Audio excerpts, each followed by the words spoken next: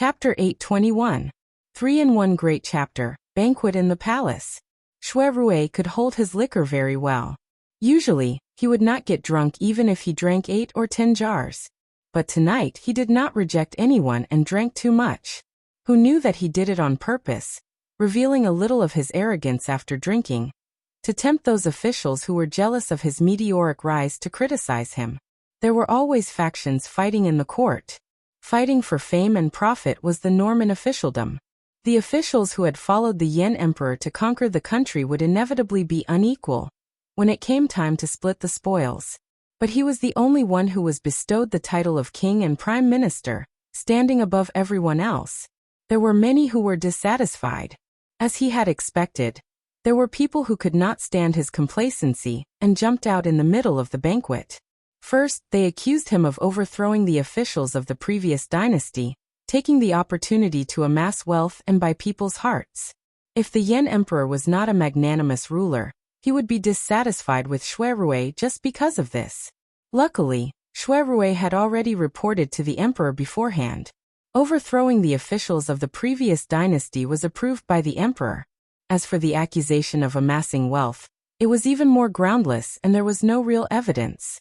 Shui Rui spoke out to defend himself, and he poured out his grievances in front of all the civil and military officials of the imperial court. Do all of you think recruiting envoys is a good job?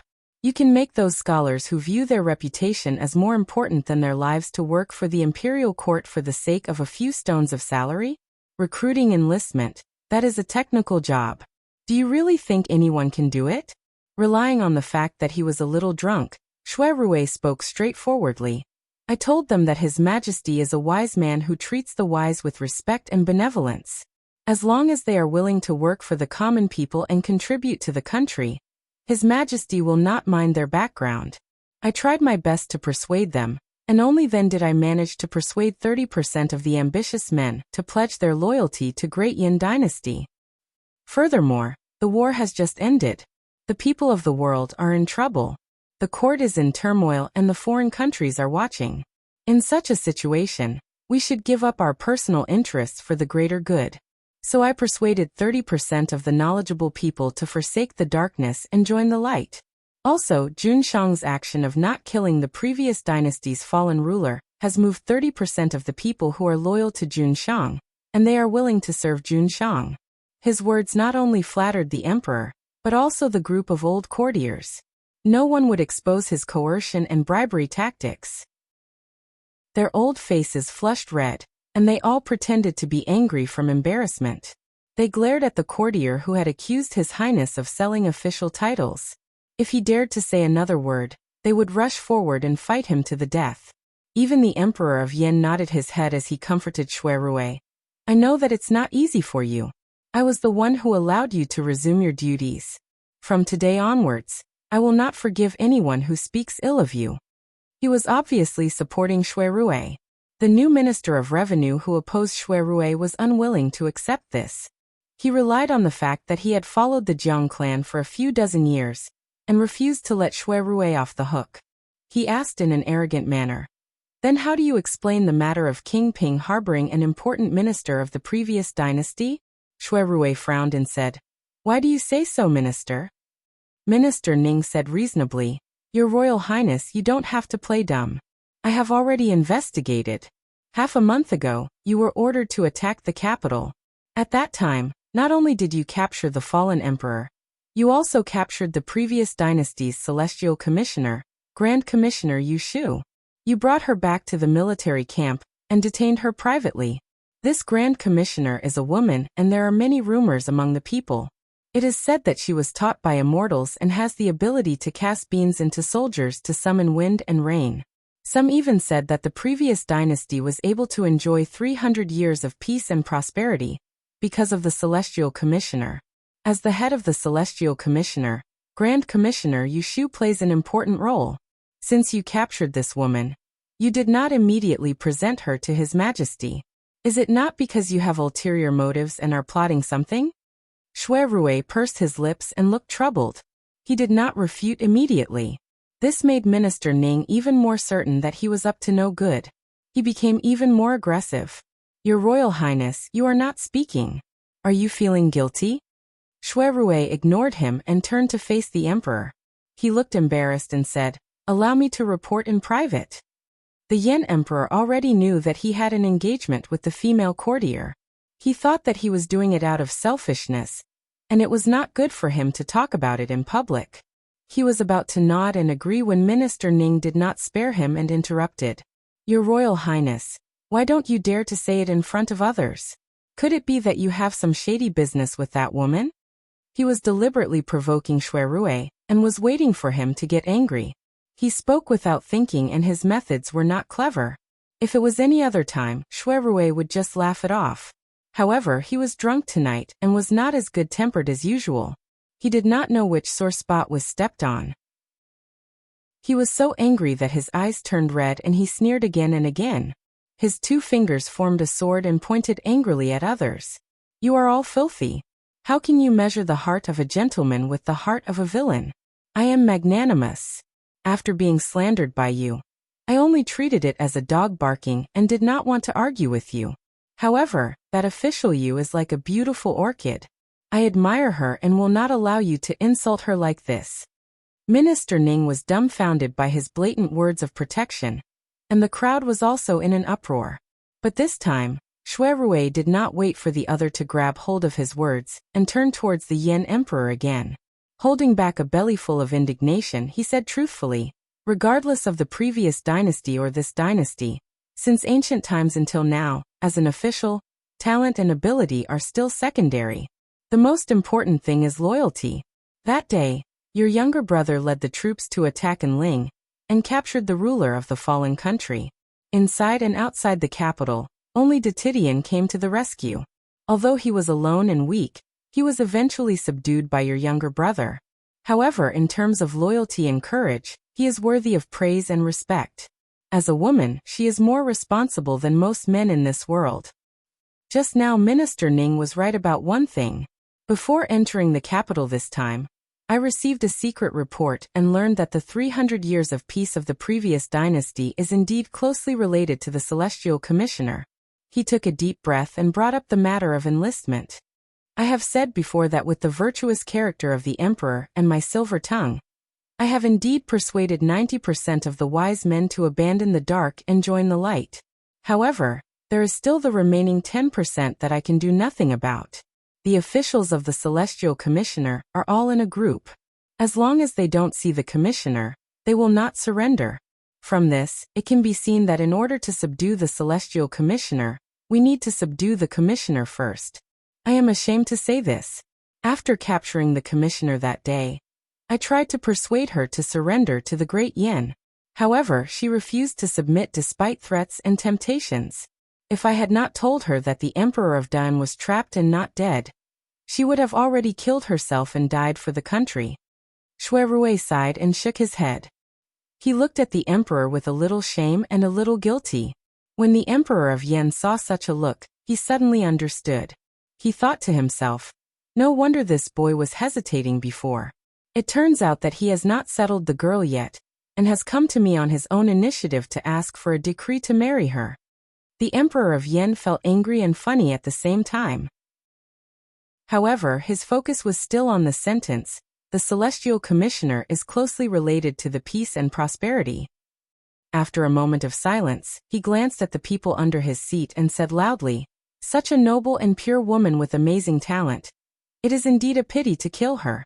If she can surrender to our dynasty, I will treat her with courtesy and will not disgrace her." Shui lowered his eyes, and a light flashed in them. How did Minister Ning know that Yushu was kidnapped by him? And how did he know about the secret of the Celestial Commissioner? It was all arranged by him and instigated by someone, so that Minister Ning would question him in public. And what he was waiting for was this sentence from the Emperor of Yen. With everyone's eyes and hundreds of ears hearing it, in the future, even if Yushu surrendered to the Great Yen, no one could criticize her. He had set up this trap tonight, so that the Emperor would personally give her a proper name. "Your Majesty is benevolent and virtuous. Your name will go down in history for thousands of years." Shui took off his robe and knelt on the ground, sincerely kowtowing and shouting. There was a buzzing sound in the hall. Then, dozens of old officials of the previous dynasty left their seats and kowtowed excitedly. They were impressed by the benevolence of the current emperor. Even the important officials of the previous dynasty like the commissioner could let go of their prejudice and treat them kindly, let alone these people. The uneasiness in everyone's heart was dispelled, and a sense of belonging grew in them. From now on, the previous dynasty was an old dream, and they were the officials of the great Yan. All the officials were loyal, so the Emperor of Yan was naturally happy to see this scene. He cracked a smile right away and didn't fuss about Shui Rui playing tricks before his eyes. Seeing this, all the officials knew in their hearts that the arm could not twist the thigh. In terms of means and favor, Minister Ning could not be compared to King Ping. "All right, you may all rise." The Emperor of Yan raised his hand, signaling for everyone to return to their seats. He then glanced at Minister Ning, who was standing there blowing his beard and glaring. He was unhappy that he did not know how to read the situation, but it was not good to flare up at him on the spot. So he casually said, "You are all the pillars of the great Yan, my officials. No matter where you come from, I will treat you all equally. In the future, don't mention the previous dynasty or the current dynasty." Another round of cheers rang out from the crowd. After the banquet, the Emperor of Yan summoned Shui Rui to the side hall for a heart-to-heart talk. "What is going on with the Celestial Commissioner? Why haven't I heard you mention it before today?" The Emperor of Yan purposely kept a straight face. Shui Rui shook his head, a little tipsy, his tone slow. "I only know some rumors and have not confirmed it. How would I dare to speak nonsense in front of your majesty? That is a crime of deceiving your majesty. Speak freely." The Emperor of Yan put down his imperial airs and pointed to a chair for him to sit down. "In private, there is no need to adhere to your etiquette of an official." Shui Rui's shoulders drooped, and he didn't seem so reserved anymore. He rubbed his forehead and said slowly, "My lord is clearly aware of this subject's background. The person who raised me is the previous dynasty's right minister, Shui Lingnan. The Shui clan has produced generations of high-ranking officials, so there's bound to be some information that no one knows about. As for the imperial astronomer, there's indeed such a rumor. Emperor An had relied on the might of the 6 tools of founding to unify the country 300 years ago, and it was precisely because of the existence of the 6 tools of founding that the An dynasty was able to continue standing for 300 years. And the purpose of Empress Ningxin establishing the Celestial Commissioner was to let the successive generations of officials inherit the 6 tools of the founding nation and protect the royal family. 5 years ago, he brought his father and brothers to Ningdong City to seek refuge with Jiang Huaying, who had not yet become independent. At that time, he did not divulge the secret of the Book of Mystic Fairy Lu Run, but he confessed his background. He lied that more than 20 years ago, his biological father Yin Hua was assassinated because he was involved in the fight for the throne. He had no choice but to entrust him to the Shui family, and his adoptive father Shui Zhao was implicated because of this. Later, he reunited with Yin Hua and his father, and learned that the murderer who killed his adoptive father Shui Zhao was Zhu Muzhao, the great minister of the Celestial Commissioner at that time. It was also the same person who sent people to kill his biological mother, and the mastermind was Emperor Zhaoqing. Because of the new hatred and old hatred, he could not live under the same sky with the imperial court of Da'an.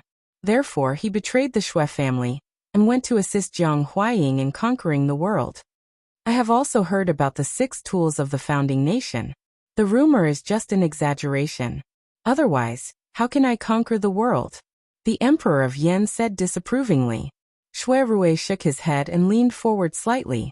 His eyes flickered as he said, "Your Majesty, you may not know this, but the 6 tools of the founding nation of Dan were lost many years ago. Since then, the fate of the nation has declined. Otherwise, how could the 300 years of foundation of the great Yan be overturned so easily in just 5 years?" The Emperor of Yan's expression changed as he looked at him doubtfully. Shui Rui added more firewood, striking while the iron was hot. "I dare not say for sure what the truth is, but I know someone who definitely knows the secret of the 6 tools of the founding nation." "You mean that Yu family? That's her." Shui Rui had aroused the Emperor's curiosity. Without keeping him in suspense, he said, Zhu Muzhao could have passed the position of the great minister to anyone, but he chose her. There must be something fishy about it. I've asked her about it. Although she refused to say it, it was inevitable that she would reveal something in her words. Therefore, I speculated that her rapid rise in power must be related to the 6 tools of the founding nation. It is highly possible that she knows the whereabouts of the lost 6 tools. That's why Zhu Muzhao placed the hope of the nation on her. He stood his ground and put her in charge of the Celestial Commissioner. The Emperor of Yen only took Yushu seriously after he heard him speak frankly, and he glanced at Xue Rui before asking with a rather deep meaning in his words. Since you've told me the truth, aren't you afraid that I'll execute the Yu clan for the sake of eliminating the root of the problem? Xue Rui laughed with some satisfaction, revealing his drunken state. His words became presumptuous. I am afraid.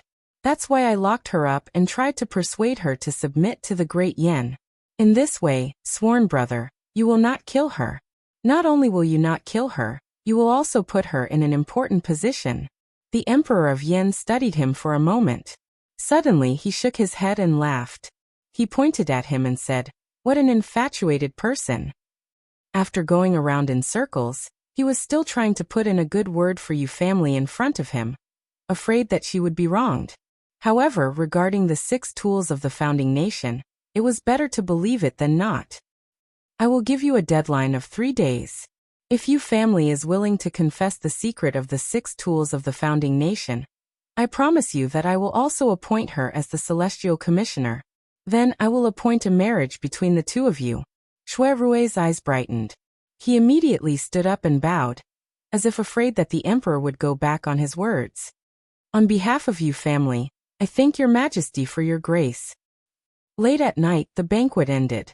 Outside Donghua Gate, a few drunken officials could be seen with their arms around each other's shoulders, calling each other brothers.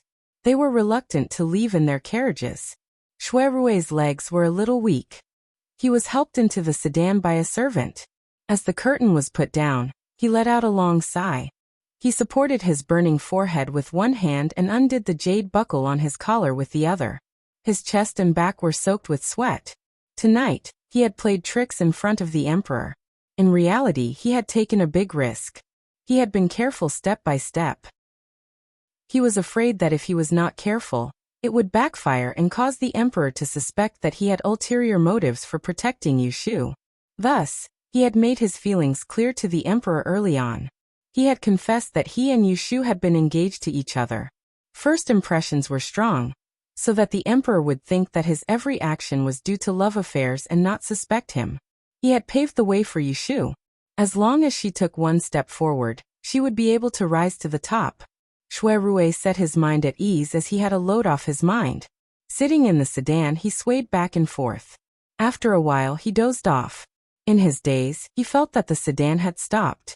He heard someone talking in a low voice outside. He furrowed his brows and asked with his eyes still closed, "Where are we?" The person who answered outside was not one of his attendants. "Your Highness, something happened outside the city. Someone set fire to the barracks at night and burned a few of the tents." Xue Rui suddenly woke up and pulled open the curtain of the sedan. In a deep voice he asked, "Are there any casualties?" The person who came hurriedly replied, "Only 2 soldiers who were fighting the fire were slightly injured. Official, you caught the person who set the fire. Please go back and punish him." Xue Rui's heart tightened and then relaxed. His drunkenness had completely disappeared. He immediately got out of the sedan and ordered people to prepare a horse. He rushed to the barracks outside the city. There was a curfew in the city. Fortunately, the soldiers guarding the eastern part of the city were all under his command. Once they saw his people, there was no reason for them not to leave the city. The horse galloped all the way to the barracks. By dawn, the fire had been extinguished and the air was filled with the smell of burning. Xue Rui saw that the collapsed tents were not far from the residence that he had arranged for Yushu. The expression on his face was very ugly. "Where is official Yu?" Xue Rui's personal guards all knew that their highness treated this female official of the Yin dynasty very differently. Thus, no one was stupid enough to imprison her as a criminal. Tonight, Yushu hid out and waited for the fire to be extinguished. No one forced her to return to her residence. Reporting to Your Highness, Official Yu is currently in the eastern tent. Shuerue turned around and headed east. He didn't go far before he saw the maidservant outside the tent yawning. When she saw him, she hurriedly covered her mouth and lowered her body. Your Highness, you're finally back. Master has been waiting for you for a long time. Shuerue nodded his head and pushed aside the curtain to enter. There were a few candles lit inside the tent, which dimly illuminated 3 people. Yushu was sitting in the position that he used to order soldiers. She was supporting her head with her hands and dozing off. Her clothes were thin, so it was obvious that she wasn't injured. He first let out a sigh of relief. Although he had heard that nothing happened to her, he still wanted to see with his own eyes that she was unharmed. Afterwards, he turned his attention to the other 2 people. One was the expressionless man, and the other was clearly under someone else's control. Jiang Mia. In the blink of an eye, he had guessed who the main culprit of tonight's disturbance was. Jiang Mia's phoenix eyes glared fiercely at Shuerue, who had just entered from outside. She gritted her teeth and said, Lu Shining, quickly tell them to release this princess. Otherwise, you'll see what happens to you. Yushu was awakened by her voice. When she opened her eyes and saw that Shuerue had arrived, she stretched and rubbed her neck while pointing at Jiang Mia. She said to him, You're finally back. Here, I caught the thief who set the fire. What do you think we should do with him? However, she didn't take the initiative to mention that Jiang Mia had tried to assassinate her. It wasn't because she was afraid of Jiang Mia's identity, but because she didn't want to make things difficult for Shuerue. Shuerue ignored Jiang Mia's fiery gaze and walked to Yushu's side. He took off his cloak and wrapped it around her. He put one hand on her shoulder and said in a gentle manner, It's my fault for not thinking things through and startling you. Yushu patted the back of his hand to show that she was fine. Lu Shining. Jiang Mia was angered by their intimate actions. She slammed the table and stood up. However, Lone Swan, who was behind her, pressed down on her shoulder and made her sit back down. She had never suffered such humiliation before. She turned her head and angrily said, Dog slave, do you dare to fight with me outside? See if I don't chop off your dog claws. Lone Swan looked down at her and said, You're not my opponent. Even if he let her use one hand, she wouldn't be able to beat him. Hey, you were the one who sneak attacked me from behind. If you have the ability, then let go of me and fight again. This time, Lone Swan didn't pay any attention to her. However, the way he looked at her was clearly saying defeated opponent. Jiang Mia was furious. She hated the fact that she was under someone else's control, and she couldn't beat this bastard. The more she thought about it, the angrier she got. She turned to look at Shuerue and Yushu. She was so angry that she laughed and questioned them. One of you is a minister of a fallen country, and the other is a general of an enemy country. How dare you have an illicit relationship in private? Aren't you afraid that you'll be cursed by the whole world if this matter is spread out? Shuerue and Yushu looked at each other. They could see no fear and no regret in each other's eyes. Shuerue said with a serious expression, Princess Royal did not attend tonight's celebration banquet. She must be unaware of Her Majesty's golden words. The previous dynasty's celestial commissioner mentioned that Yushu has the talent to govern the country. As long as she is willing to submit to the Great Yen, she will be treated with courtesy and let bygones be bygones. Upon hearing this, Yushu's eyes flickered. With the same serious expression, she said, As long as His Majesty the Emperor of the Great Yen promises not to kill Emperor Chongjin, I'm willing to submit to him. Both of them echoed each other, completely disregarding Jiang Mia's threat. Both of them wanted to stand shoulder to shoulder in front of the world. How could they not have a plan for the future? You. Jiang Mia's eyes turned red with anger. She pointed her finger at them and scolded. Blame me for being blind and not seeing through the relationship between you two. Yushu didn't like to hear this. She squinted at her, sneered and said, You have no right to tell us what the relationship between us is. Princess trespassed into the barracks and set fire in the middle of the night. I caught you red-handed. You don't know how to repent and keep pestering me. Do you think you can get away with this? Shuerue could vaguely guess that the reason why Jiang Mia was absent from the palace banquet tonight and sneaked into the barracks was not just to set fire to the barracks. He asked with a stern voice. Why did you come here tonight? Jiang Mia didn't bother to cover up. It's a dark and windy night. Why do you think I came here to set fire to the barracks? Yushu didn't complain, but she admitted that she came here to set fire to the barracks. As for who she wanted to kill, it was self-evident. Yushu suddenly felt the palm on her shoulder sink, and when she raised her head to look, she saw Xue Rui's expression was gloomy. His handsome features were suffused with a vicious aura. His eyes were faintly suffused with a red light, and his entire body seethed with a baleful aura, causing him to actually seem like a black-faced god that was extremely shocking. She didn't know that a person who had been on the battlefield for a long time, his hands were stained with blood, and he was used to seeing dead people. It was inevitable that he would be infected with killing intent. Once he was angry, he would kill anyone who stood in his way. How many people knew that Princess sneaked into the barracks? Who was the accomplice? The angrier Xue Rui got, the calmer he became. No one knew. I just wanted to kill someone. I don't need any help. Jiang Mia said frankly. She was confident that they could not do anything to her. That's right. As the eldest princess of Great Yin Dynasty, if she wanted to kill a minister of a fallen dynasty, even if the minister died, no one would dare to make her pay with her life. Moreover, she had failed, but she was still alive. Xue Rui lowered his head and asked Yushu, who else saw her? Yushu thought for a moment and answered. At that time, everyone was fighting the fire, so no one noticed that I had captured her.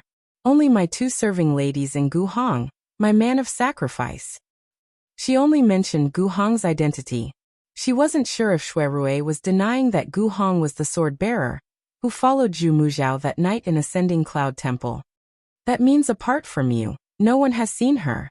That makes things easier. Xue Rui nodded his head, spun and walked to a weapon rack in the corner. He picked up a heavy sword and pulled it out from the scabbard. Inside the tent, both Yushu and Jiang Mia were confused by his action. Just when they thought it was strange, they saw Xue Rui stride towards Jiang Mia with the sword in his hand. He swung the sword, and was about to chop off Jiang Mia's head. Wait! Yushu cried out hastily, but her voice was not as fast as Xue Rui's sword. In just a split second, the blade of the sword had reached her neck, and a terrified face was reflected on the surface of the sword. Jiang Mia's mind went blank. Her mouth was wide open, but she couldn't make any sound. Her eyes were filled with the cold expression of Xue Rui as he swung the sword at her. A final thought flashed across her mind. Why did he want to kill her? Clang. At the moment of life and death, Lone Swan actually blocked it. Xue Rui's sword chopped down on his arm guard, causing the ground to tremble. Lone Swan's expression changed slightly. He didn't dare to be careless and immediately retreated. His other hand picked up Jiang Mia, who had narrowly escaped death, and quickly dodged to the corner of the tent. His arm moved, and the steel arm guard broke into 2 halves and fell to the ground. It could be seen that Xue Rui had great strength. If that sword had landed on Jiang Mia's neck, her head would have fallen to the ground on the spot. Seeing this, Yushu hurriedly rushed forward and grabbed onto Xue Rui's arm, holding him back. Although she was angry that Jiang Mia tried to assassinate her in the middle of the night, she never thought of killing her. Big brother, don't. Quickly stop. After their reunion, they had been together for more than half a month. Why didn't she notice that his temper had become so bad? When he was impulsive, it could cause one's liver to tremble. Jiang Mia leaned on Lone Swan's body, and her legs went soft. Her face was ashen, and there was no longer the indifference she had before. Her eyes reddened and she asked in a daze, "You want to kill me?"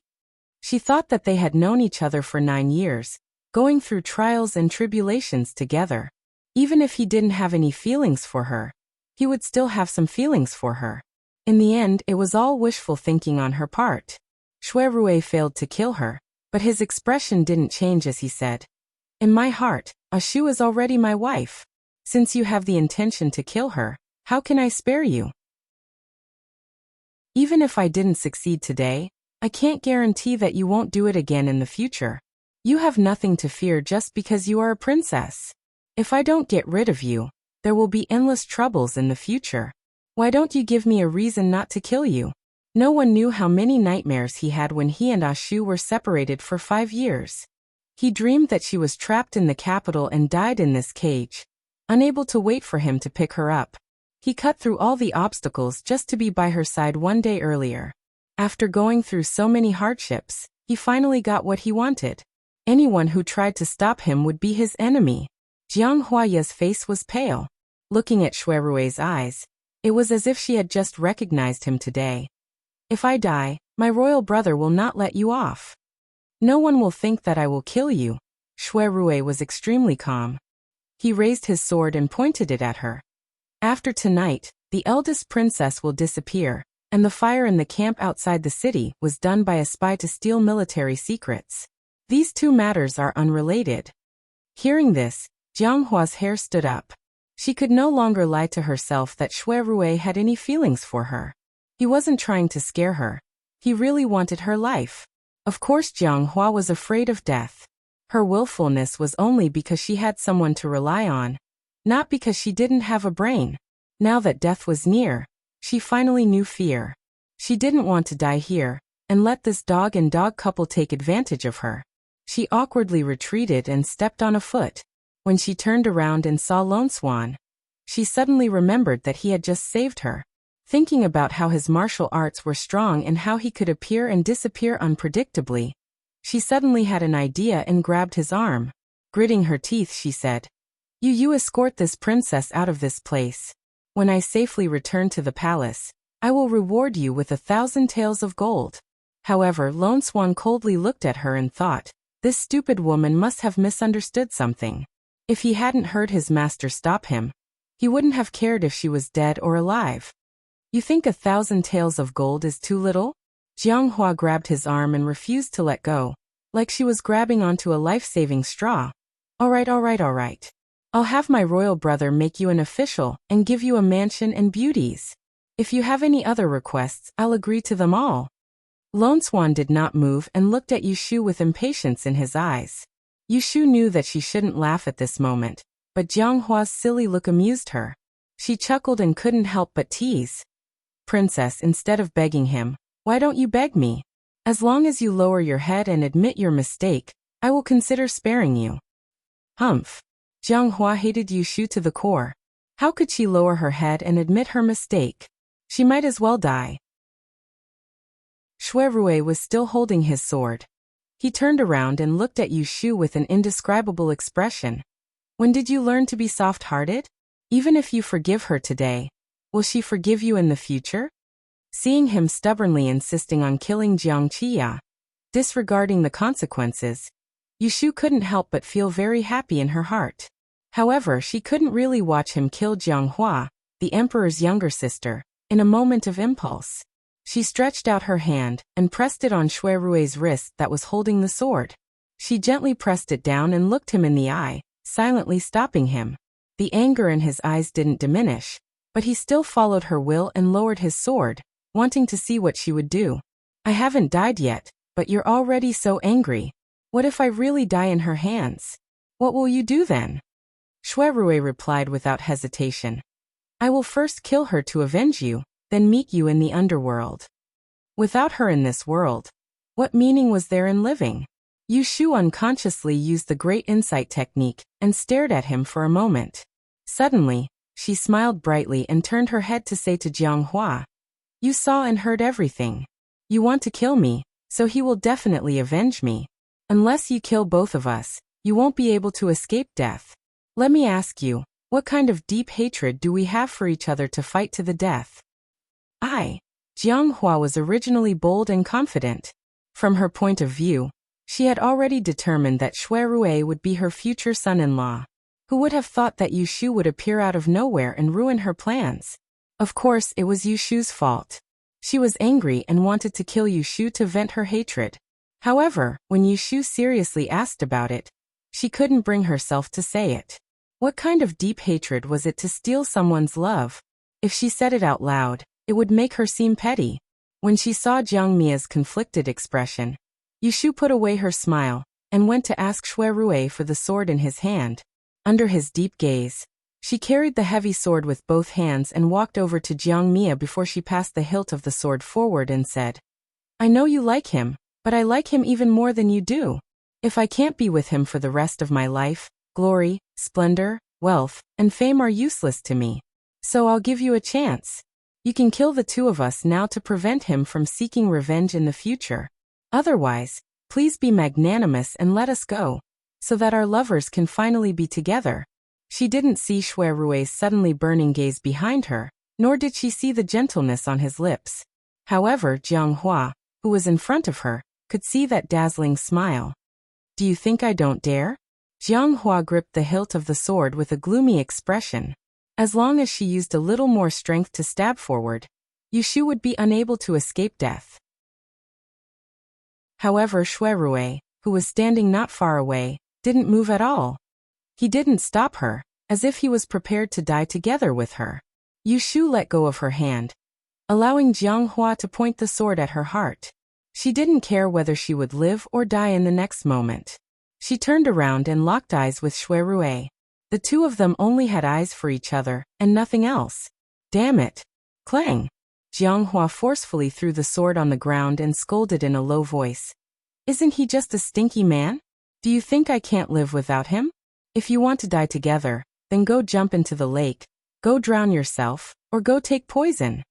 Gu Hong was startled by her sudden craziness, so he took a few more glances at her. He inadvertently discovered a trace of moisture at the corner of her red eyes, making him feel a little awkward. Yushu didn't get angry after being scolded by her. She asked with a smile, "Does Princess still want to kill me?" "I won't kill her, I won't kill her." Jiang Qia glared at her angrily before glaring at Shui Rui. She said sarcastically, "This princess's words carry enormous weight. If someone were to kill her one day, you better not wrongly accuse me." Although her words were unpleasant to hear, they were the truth. Yushu finally relaxed. She walked to Shui Rui's side and persuaded him in a low voice. He hesitated for a moment, but in the end, he listened to her and said to Jiang Hua, "I will let you off this time. If there is a next time, I will definitely not be lenient." After saying that, he hugged Yushu and left, leaving Jiang Hua and Gu Hong staring at each other. "Since there's nothing else, I will be leaving." Jiang Hua was putting on a brave front, but in reality, she was secretly relieved. There was a wave of lingering fear in her heart, and her head was spinning. She just wanted to leave this godforsaken place as soon as possible. Lone Swan silently grabbed her collar and pulled her back. "Io, why are you grabbing onto me? Let go of me." "Master didn't say anything, so you can't leave. Are you blind? Can't you see that the two of them have left? Hurry up and let go of this princess. Believe it or not, I will get someone to cut you into pieces and feed you to the dogs." Chapter 822. Shui Rui had thought of a way to cover up the fire at night in the camp outside the city. It did not cause much of a stir, and no one knew that the eldest princess had visited the camp at night. Jiang Shaoxing felt that he had lost face this time. He had almost lost his life instead of killing someone, so he kept his mouth shut. She was rude and unreasonable, but her words still counted. When Yushu had handed the sword to her, she had not attacked. After this, she would not yell at Yushu to kill her. Even if she still had resentment in her heart, she would only vent it elsewhere. The next morning, Shui Rui arranged for a grand carriage to personally escort Yushu back to the capital. He first rested for a while in the Dingbua Hall, then accompanied her to the palace to meet the emperor. The Yan emperor summoned them alone in the Hall of Calm Peace. "Your Majesty, I have not failed in my mission and have persuaded Lady Yu to submit to the court. I have come to pay my respects." The Yan emperor nodded, and he silently sized up the tall woman that followed behind Shui Rui. He noticed that she wore a plain green robe. Her jet black hair was tied up neatly behind her head, and she didn't wear any makeup or hairpins. Her complexion was too white, and she seemed sickly and weak, causing it to be difficult to discern her age. The most special thing wasn't the line of cinnabar between her brows, but the gaze she looked at him with. It was so calm and composed that it exceeded his expectations. "Lady Yu, do you know that by submitting to the Yan, you will have to be loyal to me?" As my subject, you will have to abandon the previous court. Are you willing? He had heard of this girl's name when he was far away in Liaodong. Seeing her today, just based on her bearing, she lived up to her reputation. Yushu had not knelt since she entered. Hearing this, she raised her head, straightened her back, and looked at the Yen Emperor without fear. She said in a tone that was neither servile nor overbearing, "I have a condition. I hope your majesty will personally agree to it." "Shu, don't be presumptuous," Shuirui shouted. "No problem." The Yen Emperor waved his hand at him, and looked with interest at Yushu. "What conditions do you want me to agree to? Speak." She called herself a sinful official and addressed him as His Majesty. It was clear that she was speaking to him with the status of an official of the previous imperial court. She was really bold. "Your Majesty, please promise not to harm my Dan Emperor's life at any time. I will ensure that he dies of old age and lives in peace for the rest of his life." Yushu's actions were not superfluous. The Yen Emperor had ordered Emperor Chongjin to be imprisoned, and had not killed him. But the reason he had not killed him now was mostly to appease the people and show his benevolence. It did not mean that he would not kill him in secret in the future. Leaving the previous emperor alive would always be a disaster. How could he allow someone else to sleep beside his bed? The day Emperor Chongjin lost his usefulness would be the day he died. She wanted this promise to give Emperor Chongjin a life-saving talisman. As long as she was alive, he would never have to worry about his life. After all, they were a monarch and an official. This was the last thing she could do for Da-un as the celestial commissioner of the Yin dynasty. Otherwise, she would have a guilty conscience. Moreover, she had promised Empress Xiaojiang that she would give them a chance to reunite in her lifetime. "This condition of yours really puts me in a difficult position." The Yen Emperor shook his head and laughed. He was not angry because Yushu's request showed her loyalty and proved that she was not a greedy person.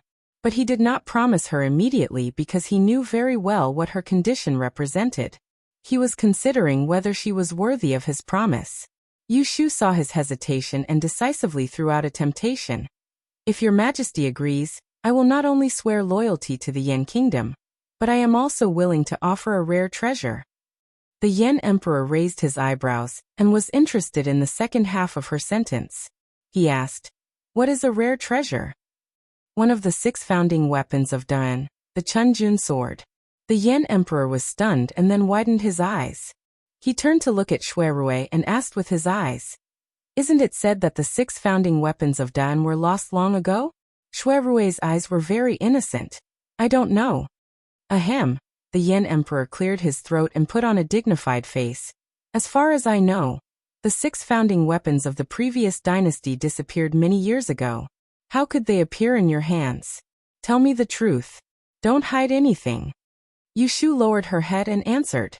She told a story. "This is what happened. About 300 years ago, Empress Ningzhen passed away. Emperor Anwu had a secret decree to bury the 6 founding weapons with her, and bury them in the depths of the imperial mausoleum. Who would have thought that after 200 years, a rebellious prince would appear in the court? He eloped with a female general and broke into the imperial mausoleum. They mistakenly entered Empress Ningzhen's tomb, and destroyed half of the 6 founding weapons and stole the other half. Among them was the noble and unparalleled Chunjun sword. Later, after several changes, the Chunjun sword ended up in the Dragon Tiger Mountain sect. After many twists and turns, it finally returned to the Celestial Commissioner a few years ago. When I took over the Celestial Commissioner, the former Great Supervisor handed this unparalleled sword to me for safekeeping." The Emperor of Yen and Shuirui glanced at each other. They were doubtful of her words. The only thing that was worth affirming was that she dared to take out the Chunjun sword as a bargaining chip to convince him. It was enough to show that she definitely knew the secret of the 6 founding weapons. The Yen Emperor was quite moved. He couldn't hide his curiosity and asked her, "What is the use of this Chunjun sword? It can be called a national weapon?" Yushu smiled indifferently and said in a proud tone, "Among the people of Duran, there are few people who have not heard of the epic legend of Emperor Shengzu opening up the mountains and rivers. But there is also a secret rumor that Emperor Shengzu could seize the world in one fell swoop because of the power of the 6 founding weapons. Of these 6 weapons, one is a book, one is a sword, one is a ruler, one is a tripod, one is a rui, and one is a compass. All of them are powerful and omnipotent. With the death of Empress Ningzhen, the 6 founding weapons became a cloud of fog. After 300 years, there were not many people left in this world who could even call out their full names. The descendants of Emperor Anwu disobeyed the ancestral teachings and took out the Book of Mystery Fairy Lu Run from the Imperial Mausoleum. They tampered with its content and added an article on the back of it called The Essentials of Governing a State, and another strange art called The Divine Lesson of Taigu. The Book of Mystery Fairy Lu Run was the one that could destroy everything. The 7-star ruler was the one that moved the stars. The Tai Ching cauldron was the one that integrated wisdom. The stone rui was the one that turned calamities into blessings. The Fushi compass was the one that guarded the mountains and rivers. This was the content of the Book of Mystery Fairy Lu Run that Yushu had seen with her own eyes. There were only a few sentences, but they covered the power of the 6 founding weapons. It was shocking. The reason why the Chunjun sword is known as the founding weapon of a nation is that apart from being a godly weapon itself, it also has an unknown use. Yushu paused and looked up at the emperor again. The Yen emperor pricked up his ears and listened attentively. She was at the crucial point, but she refused to continue. He urged, "Go on." Yushu shook her head lightly. There was a smile in her eyes. She reminded him calmly, "Your Majesty, this concerns the secret of the Yin dynasty's 300 years of peace and prosperity. If I divulge it to you, wouldn't I be a traitor for glory?" Hearing her soft words, the Yen emperor was so angry that he laughed. He stretched out a finger and pointed at her head. He turned around and said to Shui Rui, who was pretending to be deaf and dumb, Listen. She is forcing me to agree to her condition first. You tell me, should I do as she wishes?" Shui Rui turned his head to look at Yushu and shook his head helplessly at the Yen emperor. He said, "Her temper has always been unruly. She does whatever she wants. Don't blame her. If you want me to say it, why don't you agree to her first and listen to what she has to say? If she has substance in her words, then it's fine. If she is deceiving you, you don't have to keep your promise. At that time, I will share the crime with her." How could the Yen emperor not hear the protectiveness in his words? He snorted and said, "There is no reason to go back on what I have promised." As he said this, he raised his chin at Yushu and said in a strong voice, "I promise you that I will spare Lu Tan's life." There was a strange light in Yushu's eyes. She immediately put away her arrogant attitude. She took a deep breath and knelt down. Her hands were above her head as she bowed deeply to the ground. She exclaimed, "My emperor is wise. I, Yushu, swear my loyalty to you. If I go against this, I will be struck by lightning and die without a complete corpse." The Yen emperor smiled in satisfaction. To be able to subdue such a rare talent for his own use, he had to say that he felt a sense of accomplishment. This was because Yushu had not been subservient to him at the start. Her previous aloofness and conceit made her submission at this moment seem much more valuable. "Very good, stand up and speak." "Thank you, Your Majesty." Yushu stood up slowly. She smoothed her clothes with one hand and tidied up her demeanor briefly.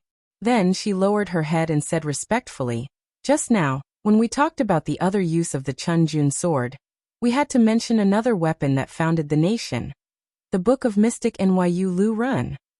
The greatest secret of the 6 weapons for founding a nation was hidden in the Book of Fairy 6 Rens. But she would not really tell it to the Yen emperor. Her identity as the person who broke her life should become a thing of the past with the fall of the Yin dynasty, and disappear in the long river of history. The Book of Fairy 6 is the head of the 6 weapons. It is not an exaggeration to say that it is a heavenly book. Back then, Empress Ningzhen grasped the Book of Fairy 6 and knew everything in the world. Nothing could hide from her eyes. Using the Book of Fairy 6, she could predict the future and look back at the past. That was a true celestial ability, a miracle that should not exist in the human world. She was the best at weaving lies. It was not the first time that she had deceived the emperor. However, when things reach an extreme, they will go in the opposite direction. Empress Ningzhen repeatedly peeped into the secrets of heaven, and finally incurred the wrath of heaven. Although she was the mother of the world and was deeply loved by Emperor Anwu, her children died prematurely one after another. She had no descendants and died prematurely in her youth. It was indeed recorded in the history books that Empress Ningxian had given birth to 2 sons and a daughter, but none of the children lived past the age of 5.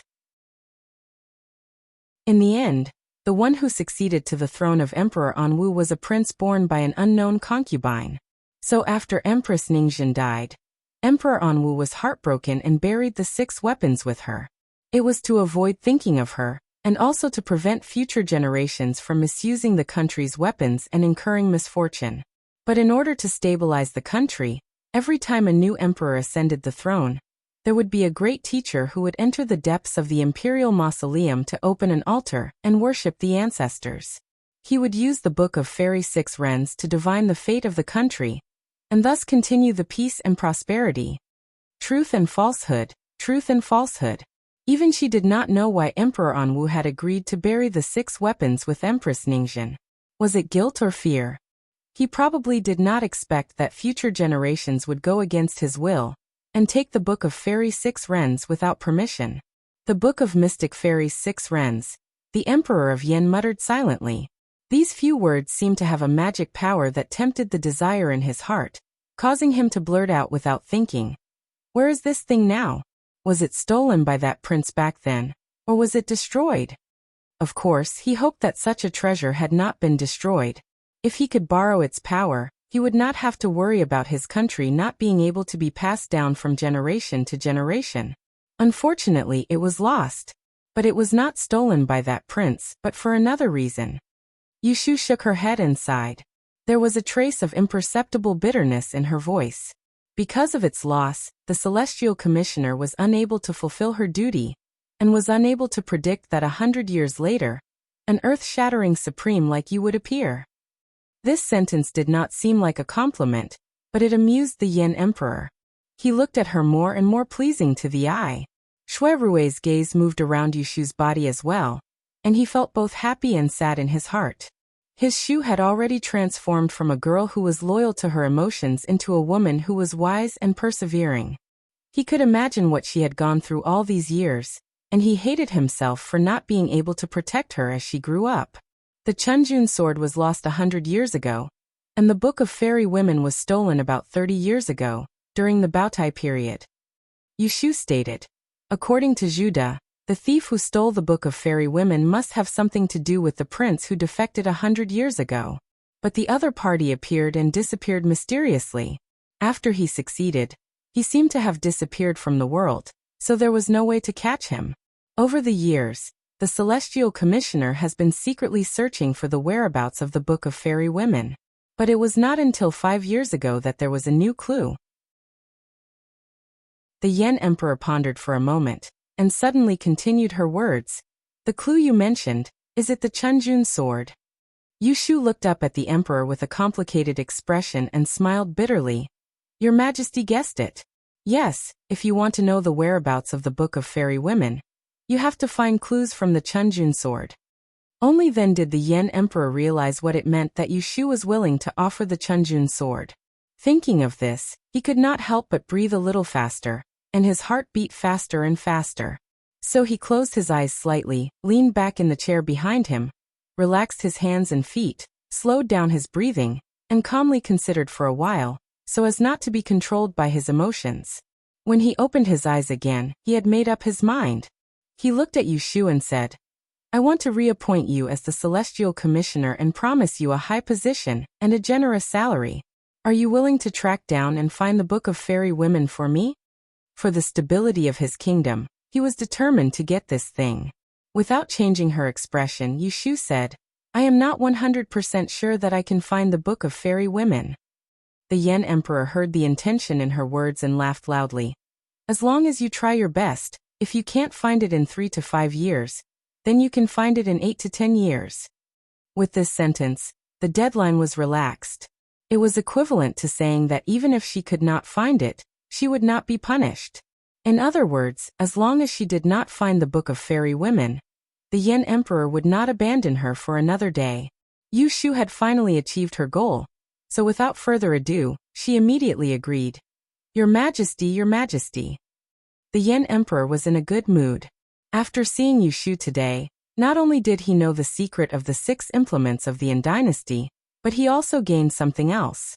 So before they left, he called the eunuch in and drafted a decree on the spot, reinstating the Celestial Commissioner and appointing Yu Shu as the Great Commissioner. She was given back her power according to the old system of the previous dynasty, and was temporarily made a first-rank official. While he was drafting the edict, the Emperor of Yan asked Yu Shu curiously, I heard from official Yu that you are a disciple of an immortal, and can summon the wind and rain. Is that true? Yu Shu laughed involuntarily.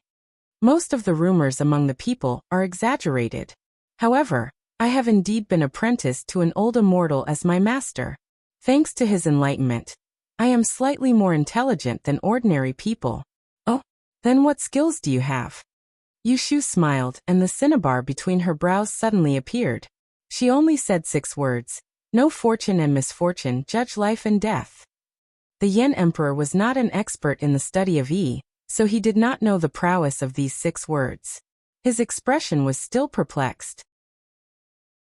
Shui Rui took a step forward and explained. Ever since the founding of the Yan dynasty, the study of Yi has been prevalent. In the past 300 years, it is unknown how many outstanding people have appeared. However, there are not more than 3 people in the imperial court who are able to truly achieve the 6 words no fortune and misfortune, judge life and death. It can be said to be a rare occurrence in 100 years. For example, Empress Ningzhen, or Qingyang Yizi, who appeared for a brief moment 60 years ago.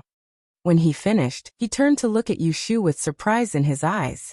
He asked in disbelief, when did you reach this stage? He actually did not know.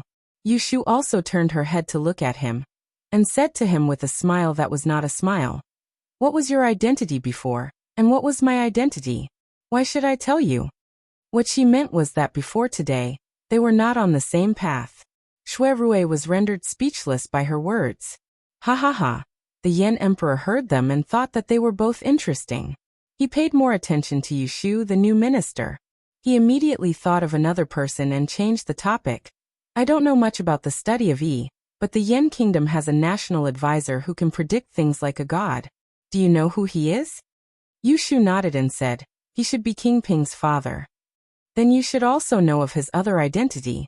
To tell you the truth, we originally intended for him to be in charge of the imperial astronomer.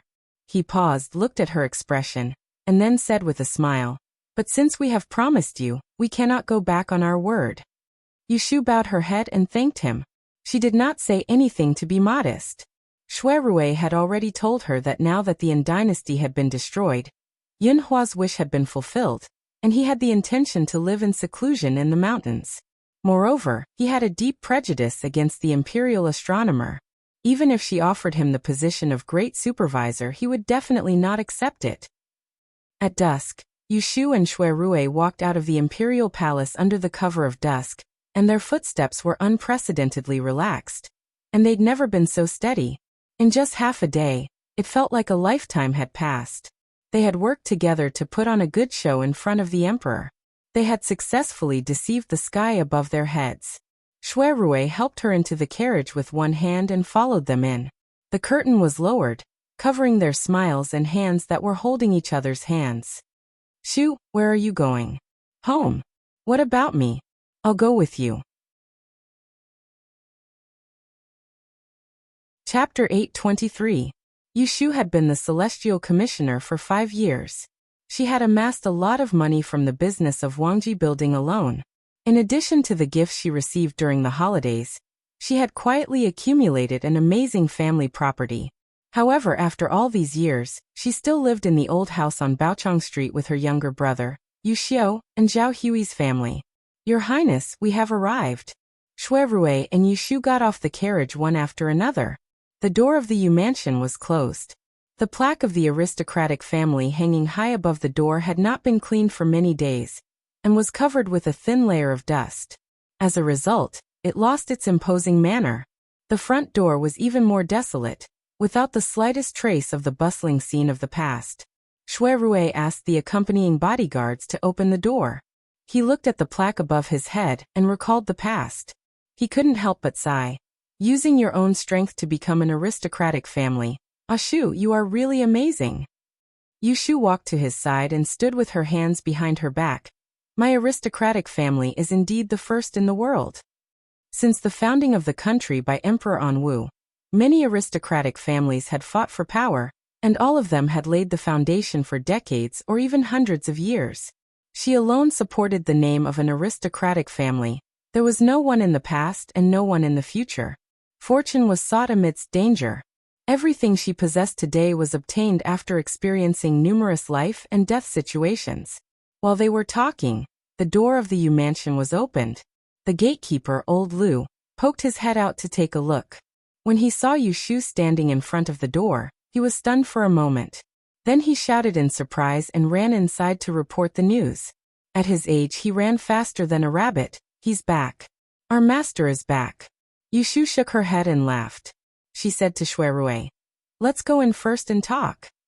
Old Lu ran so fast that everyone in the garden could hear him. Yushu and Shuerue walked to the entrance of the cave in the backyard.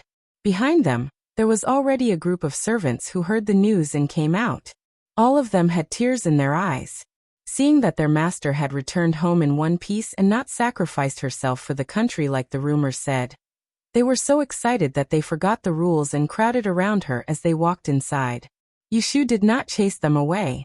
From afar, she saw a group of people rushing over from the other end of the corridor. The one in the lead was Yushio. Like a gust of wind, he ran towards her and hugged her, knocking her back. Shuerue supported her from behind. Sister. Yushio hugged her tightly and said in a choked voice, I thought you already. Yushu patted his shoulder and raised her hand to touch his head.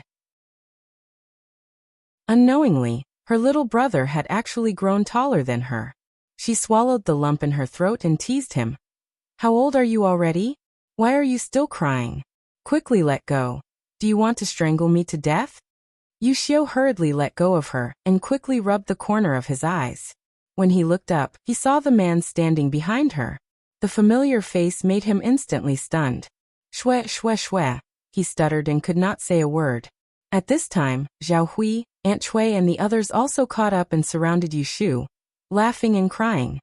It's good that you're all right. It's good that you're all right. Amitba, may the heavens protect you. My daughter, you've really suffered this time. Quickly call your mother to take a look. The maidservants of the North Palace were also looking at her with tears in their eyes. Yushu could not move her feet. She could not bear to see people cry. Their tears made her dizzy, and she could not stop them. So she had no choice but to pull Shuerue out to divert everyone's attention. Don't cry. I'm fine, aren't I? There are guests here. Let me introduce. This is His Highness, Prince Ping of the Great Yin Dynasty. It's all because of him that I can come back safely this time. Only then did the whole family turn their eyes to Shuerue. Ah! Zhao Hui exclaimed and covered her mouth. Those who recognized Shuerue were shocked. Wasn't he young Master Shue?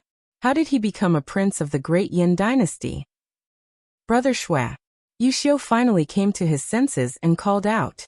Shuerue's expression remained unchanged, as if it was the first time they met. Facing Yushu and a few elders, he said politely, I'm Lu Shining. I met official Yu not long ago, and I heard that she has a sworn brother who looks very similar to me. I think you've mistaken me for someone else. Everyone was skeptical. There were indeed people who looked alike in the world, but there were not so many coincidences under the heaven, and Yushu happened to bump into them. Furthermore, the same thing had happened before. Both Yushio and Zhao Hui clearly remembered that before they came to the capital city, the eldest young master of the Shue family had stayed in Yang City under the alias of Chao Zixin. Perhaps, this real Prince Ping in front of them was actually Shuerue? Looking at their expressions, Yushu knew that they were still doubtful, so she smiled and said, Not to mention them. Even I've mistaken you for someone else. She did not explain further after saying that. Yushio, Zhao Hui, and the others could not question her in front of others, so they could only play dumb with her. They first invited His Highness King Ping to move to a small seat in the living room, so that they could reunite and discuss further. As it was not good to let the guests sit around, Hifangji accompanied Shuerue to the living room in the front yard to drink tea. In the past few years, as Yushu's status rose, the whole family had met many high-ranking officials and nobles. At this time, when a prince of the Yan dynasty suddenly came, Fangji was surprised, but he was not afraid. When Yushu returned to the backyard, the group of servants behind her were sent away by her chief maid, Yindo, with a straight face, leaving only 2 personal servants to serve her. Due to the summer heat, when she came out from the palace, she felt sticky as if she was sweating. After washing up and changing into a clean dress, she sat on the couch and talked to her family. Without waiting for them to ask, she briefly told them what happened in the past half a month. That day, I led the army out of the city to rescue the emperor, but unfortunately, it was too late. The emperor had already been captured, so I had to surrender. King Ping imprisoned me in the military camp outside the city, but he did not treat me harshly. Instead, he tried to persuade me to surrender to the Yan dynasty. I refused at first, but he did not force me. But later, news kept coming from the capital. After the Yan emperor entered the capital, he reorganized the imperial army, rehired the old officials, and at the same time, he appeased the people and granted amnesty. The dynasty changed, the country changed, and the Yan dynasty has become a vanquished country. I was disheartened, and since I could not be loyal, I had to take a step back to protect my family, so I had no choice but to give in. Thanks to King Ping's help, I can return home. In front of her family, she could not tell the truth, but she did not want to use the same method she used to deal with the emperor to fool them with loyalty and righteousness. Mistress Cui heard half of what he said and covered her heart with her hand, muttering, "Thank the heavens and thank the earth. Fortunately, you're smart this time. Who cares who the emperor is? It's not as important as your life. If you're really muddle-headed and want to be a loyal official, our whole family can forget about living." Zhao Hui let out a long sigh and her face was full of lingering fear. You have no idea how many people tried to escape after the news of the Yan army invading the capital. But they couldn't even get out of the city gates. All the officials were captured, and we didn't know where to look for you. The assistant minister's residence next door was in chaos, and that night, Assistant Minister Zhou was captured and locked in the prison. He was gone for 7 or 8 days, and there was no news. Madame Zhou begged, but there was no way out. Her tears washed her face every day, and it could be heard through the wall. Who would have thought that after another 2 days, Assistant Minister Zhou would suddenly return? Godfather and Godmother ran next door to inquire about your whereabouts. Yushio finally found a chance to speak. He gritted out, "I don't know where that Assistant Minister Zhou heard the rumor from. He said that the emperor had been captured by the Yan, and that you were captured instead of rescuing the emperor. He also said that you were tortured in the hands of the Yan, and vaguely said that you died for the country." This caused their family to think that she had encountered a mishap. They passed these last few days in a daze, afraid that one day the government would come to their door and tell them to go and bury the corpse. Yushu thought, no wonder she felt that the Fu was so lifeless when she entered, and everyone would cry when they saw her. So someone had faked the grievous news. This Assistant Minister Zhou was an official that Emperor Chongzhen had promoted after he ascended the throne, and had moved to this street afterwards. At the very most, he had been her neighbor for 2 years. He was a 5th-grade official, and when he stood in front of her, he would have to lower his body. In her impression, he was a person with a glib tongue. She was too lazy to pay attention to him. The 2 families did not often interact, so their relationship was average. Theoretically, 2 days ago, at the banquet in the palace, Shuerue had corrected her name under the eyes of everyone. This Assistant Minister Zhou had been in the first batch of officials to be reused. He had been present at the time and should have known that she was safe. But after the matter, he did not explain it to her family, and pretended to be deaf and dumb. This was very hateful. It seemed that there were many people in the previous court who wanted her, Yushu, to die for the country. They hoped that when she lost power, anyone could step on her. She really wanted to see how interesting their faces would be when they learned that she had made a comeback, and was once again in charge of the Celestial Commissioner. Yushu thought to herself, she would make a note of this first. When she had time later, she would first get all the subordinates of the Celestial Commissioner out of the Supreme Court, and then expand this old residence a few rooms, opening up the next door. Sister, that Prince Ping outside, is he really not Brother Shui? Yuxiu couldn't help but ask. Although his impression of Shui Rui in these years was blurred, he was still the elder brother that he had admired when he was young. Now that they met, it was impossible that he could not recognize him. Zhao Hui was also looking at her with her ears perked up. No. Yuxiu told them firmly, he is the Prince Ping of the Yanlu Shining. You must not mistake him again, and do not mention this again. If she wanted to marry Shui Rui, he would have to discard his previous identity and never admit it to anyone else. Otherwise, it would be ridiculous for the sworn siblings to become husband and wife today. Oh. Yuxiu lowered his head, unable to hide his disappointment. Mistress Cui, on the other hand, did not care which Prince Ping was. Seeing that Yuxiu was safe and sound, she began to plan something else. She leaned forward and said with a bitter face, "The Emperor has changed.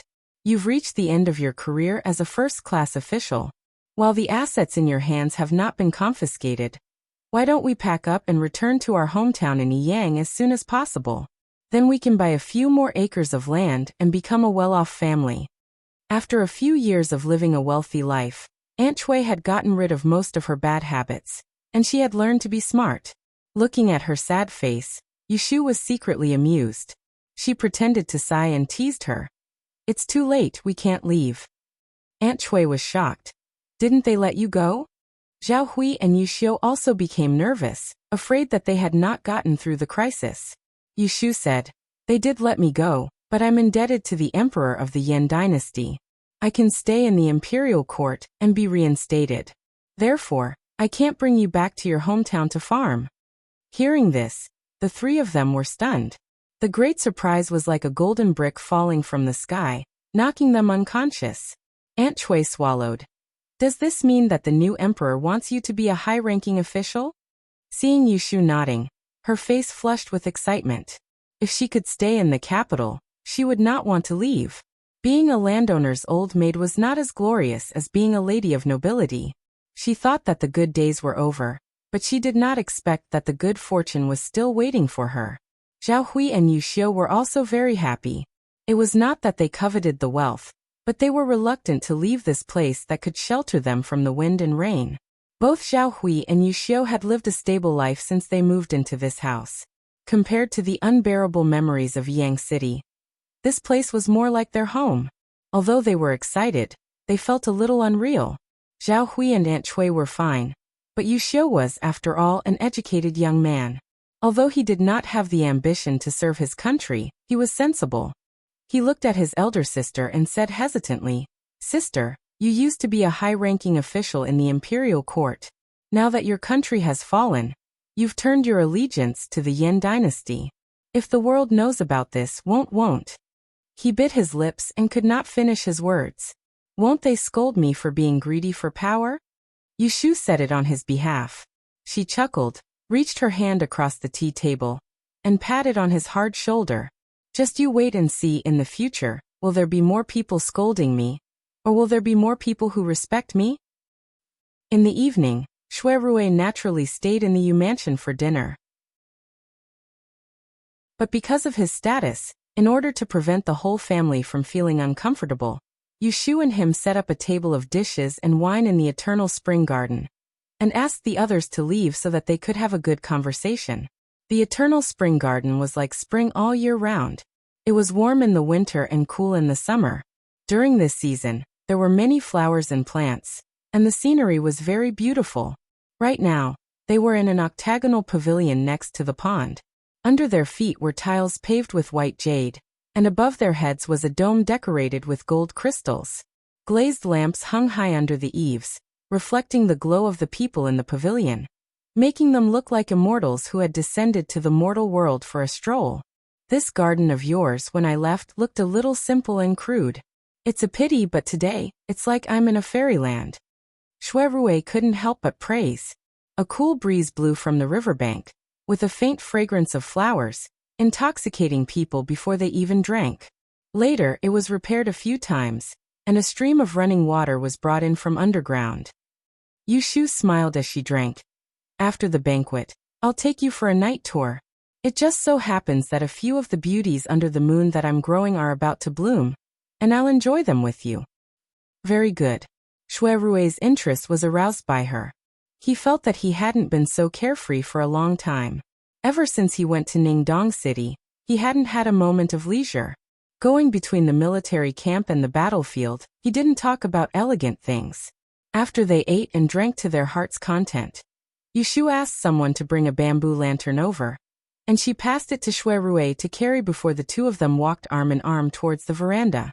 All along the way, they walked and stopped to admire the flowers and the moon, and they were extremely uncomfortable. When the night was deep, in the waterside greenhouse, on a reclining chair, he half-hugged her from behind, tilting his head to look at the two blooming clusters of white moonlight under the windowsill, quietly savoring the peace of this moment. The emperor has already agreed to marry the two of us. You should pick an auspicious day as soon as possible. I don't want to sneak around with you anymore. Yushu gave an end sound and then chuckled. She turned her head and poked his chest. Then you have to go to Wang Jilu to take the notice first. On the auspicious day when Wang Jilu's great exchange hall had opened, Yushu had ordered people to post a sky-high reward on the Tianji list. Up until now, the first place was still her son-in-law search golden invitation. Shui Rui had long known that she had rebuilt Wang Jilu into a great exchange hall. Her reputation had spread all these years, and with Jin Ku, the god of information, it wasn't hard to know that there was a Tianji list in Wang Jilu. He had also heard that there was a reward worth 10,000 taels of gold there, but no one had been able to take it. He lowered his head and saw her mischievous expression. His heart palpitated and he hugged her tightly, saying, I am so lucky to have met you in this life. If it wasn't for her appearance, he would have been burdened by the Shui family's upbringing and the blood feud between his adoptive father and birth mother. He probably wouldn't be able to escape for the rest of his life. It was laughable. He was a dignified man, but he actually relied on a woman like her. Even if the two places were separated and they didn't see each other for days, as long as he thought of her, he would become fearless. He wouldn't be afraid of the dangers ahead, wouldn't be afraid of blades and spears being blind, because he firmly believed that even if he had nothing, even if his name didn't exist, she would still wait for him to return to her side. Chapter 824. The next day, Shui Rui accompanied Yushu to the Supreme Court. Even though he had half-coaxed and half-scared a group of officials to go home, there were still many important officials of the previous dynasty imprisoned here, such as Duke Jing and Count Zhong and Yong. Which one of them wasn't a person of high status and power in the past? Now that they were prisoners, they didn't even have a chance to turn around.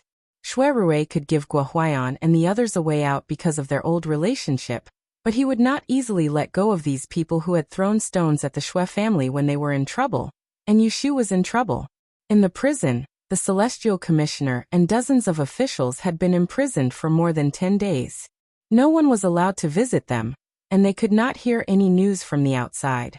They only knew that a while ago, some people had been released one after another, and had submitted to the new dynasty. From the day they came in, they had been holding their breath, even if their hearts were trembling and they became more anxious every day. But until the last step, no one dared to disobey Yushu's orders. Even if the country had changed hands, without news of her, without knowing whether she was dead or alive, no one dared to make a decision. In the few years that woman had been in power, her methods were unyielding, even more than the previous Renda. She had cleaned up the 12 prestigious families in the 12 prefectures. Now the high-ranking officials left behind by the Celestial Commissioner all followed her lead. Even if there were people who had disloyal thoughts, they had to think about the consequences of betraying her.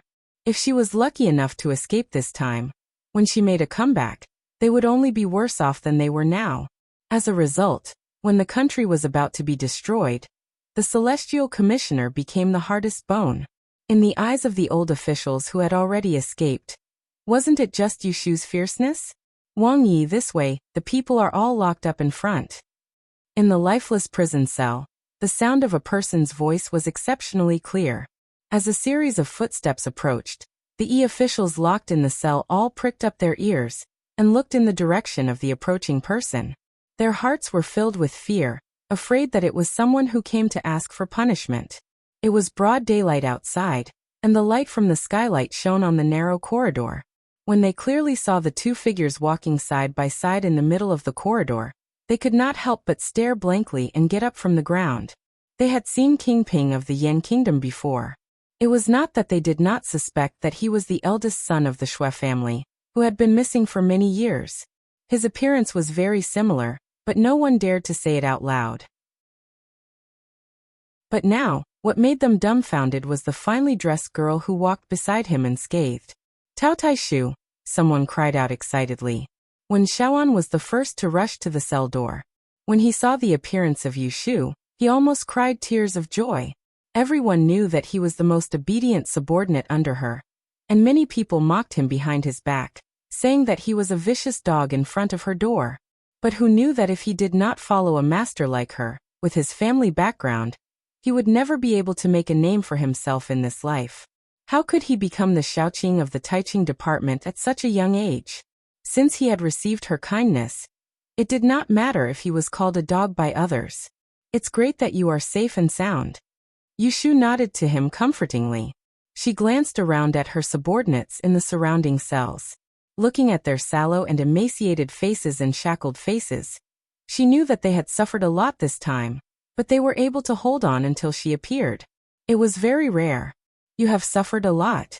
I will bring you out now." Then she nodded to Shui Rui and signaled the jailer to open the cell door and let them out. Good news fell from the sky. The Celestial Commissioner and her subordinates did not expect that she would release them as soon as she appeared. They were immediately surprised and felt that their savior had come. They had not clenched their teeth and endured these days in vain. "Taishu, are you going to let us go home?"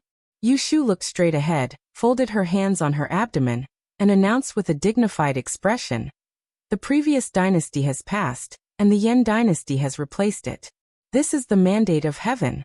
I am honored by the call of the current emperor, and now I am willing to submit to the current dynasty and resume the position of the Great Commissioner. Are you willing to follow me? To revive the Celestial Commissioner, to assist the current emperor, and to benefit the people of the world?" Everyone was shocked again. They looked at each other and did not know what to do. If this had happened half a month ago, they would have been in a dilemma. However, it was said that those who went out earlier had all been reinstated. Now that Yu Shu had spoken, if they didn't agree, would this group of officials who had lost their country die for their country? "I would rather follow the Taishu." "Me too." The first to respond were Wen Xiao and then Xianya. Wen Xiao, and was not a big deal, but Xianya was the most cunning one among the Celestial Commissioner's subordinates. After Yu Shu came to power, even the highly respected Chao Zuiling was uprooted by her. Only he was still sitting in the position of the left judge, unmoved. In the corner, Ren Qiming sighed softly. He looked at Yu Shu's calm expression and knew that An dynasty was doomed.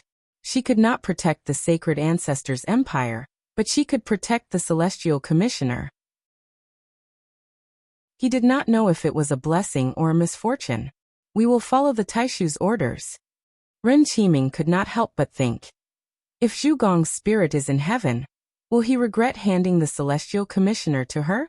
Seeing that the chiefs and adjutants of the 3 departments and 2 bureaus had nodded, the rest of the people did not hesitate anymore. They all bowed and responded to her call. Just like this, Yu Shu easily recruited a group of officials to work for her again. It was obvious that if these people wanted to establish a foothold in the new dynasty, they would have to rely on her. The corners of her mouth curled up slightly as she raised her hand. "Dispense with the formalities." Shui Rui stood behind her with his hands behind his back and waited for her to show her grace. Then he walked forward and said with a straight face, "You should be glad that official Yu pleaded for you. Otherwise there would not be such a good thing. Not only was you pardoned, you were also restored to your positions. You should really go out and ask how many princes, dukes, and marquises are still in this prison waiting to be dealt with." Humph. Everyone felt guilty and afraid after hearing his words. They were in awe of Yu Shu, but also felt an indescribable sense of gratitude.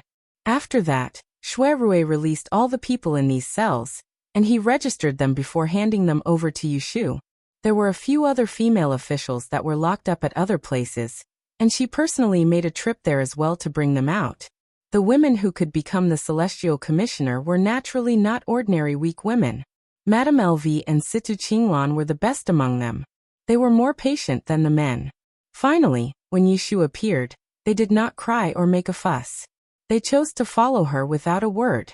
The next day, the 2 seals on the door of the Celestial Commissioner building were removed and people were restored. The news that Yushu was back in charge of the Celestial Commissioner building spread like wildfire and shocked everyone in the court. However, no one dared to criticize her or point a single word at her. Firstly, on the day when the Yan army invaded the capital city, everyone knew that Yushu had bravely saved the emperor. Secondly, during the celebration banquet in the palace, King Ping had cleared her name in front of everyone. Even the emperor of Yan had personally praised her character. Whoever wanted to scold her for being treacherous had to look at themselves in the mirror first. At the same time, the war in the north subsided and a large number of refugees poured into Zijing Pass. However, there was not much food in the national treasury, and it was unable to provide disaster relief. King Ping's faction advocated allocating food for disaster relief first and at the same time, dispatching troops to the south to collect food. This could also wipe out the remnants of the previous dynasty in one go. The other faction opposed the waste of food and suggested that the refugees should be driven to the south to reduce the pressure on the national treasury. Both sides insisted on their views and were in a stalemate. To put it bluntly, the national treasury was empty and there was no money. A group of people wanted to rob while a group of people wanted to save. Just when the Emperor of Yan was in a mess because of their quarrel, there was a turning point. The Celestial Commissioner building, led by Yushu, donated 1 million taels of silver to fill the national treasury. The aristocratic families of the 12 prefectures in the capital responded. Those who had money and those who had food donated food. In just a few days, more than 5 million taels of silver and 300,000 don of food were raised. It was considered to have solved the urgent problem of the imperial court. The Emperor of Yan was overjoyed and immediately issued a decree to allocate food for disaster relief. On the other hand, he issued a letter of enlistment and appointed an imperial envoy and a general to go to the south to collect food and enlist people along the way. This time, Yushu took the lead in donating money and food and earned a good impression in front of the emperor. After that, she was praised in the court for her deep sense of righteousness, and even asked the historian to note it down for her. The aristocratic families of the 12 prefectures, who were forced to bleed but did not get any benefits, could only pinch their noses and accept it. They treated it as spending money to avoid the disaster. No matter how many people were scolding her behind her back, Yushu still did what she wanted. From her point of view, these entangled aristocratic families of Yi were one of the root causes of the decadence of the previous dynasty.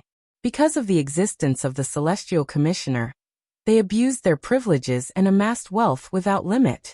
They were rich but heartless, standing between the imperial court and the people. However, they did not benefit either the country or the people. As time passed, they became the country's parasites. When the Great Yan was founded, it was not like the previous dynasty that advocated e-learning. In addition to her interference, the emperor paid attention to her, not the Celestial Commissioner. This caused those aristocratic families of e-learning to lose their support and foundation. They could no longer plunder the people's wealth unscrupulously. Sooner or later, the aristocratic families of e-learning would fade out of the sight of the imperial court and go into decline. Yushu did not think that what she did was wrong. There was a reason for the popularity of e-learning 300 years ago, and there was also a reason for the decline of e-learning 300 years later. When things reach an extreme, they will move in the opposite direction. When the flourishing reaches the extreme, it will decline. Just like the saying of E, life is E. Life is endless. Everything goes in a cycle. After the disaster relief was over, Yushu brought the Chunjun sword to the palace to meet the emperor. Of course, it was the Chunjun sword from Dragon Tiger Mountain, not the rusted sword that she had secretly kept. Although it was a fake, it was still a sword that could cut through iron like mud. Otherwise, it would not have fooled Zhu Muzhao's eyes. The Emperor of Yan waved it in his hand and easily cut off a corner of the dragon table. The eunuch who was serving at the side was so scared that his legs went soft.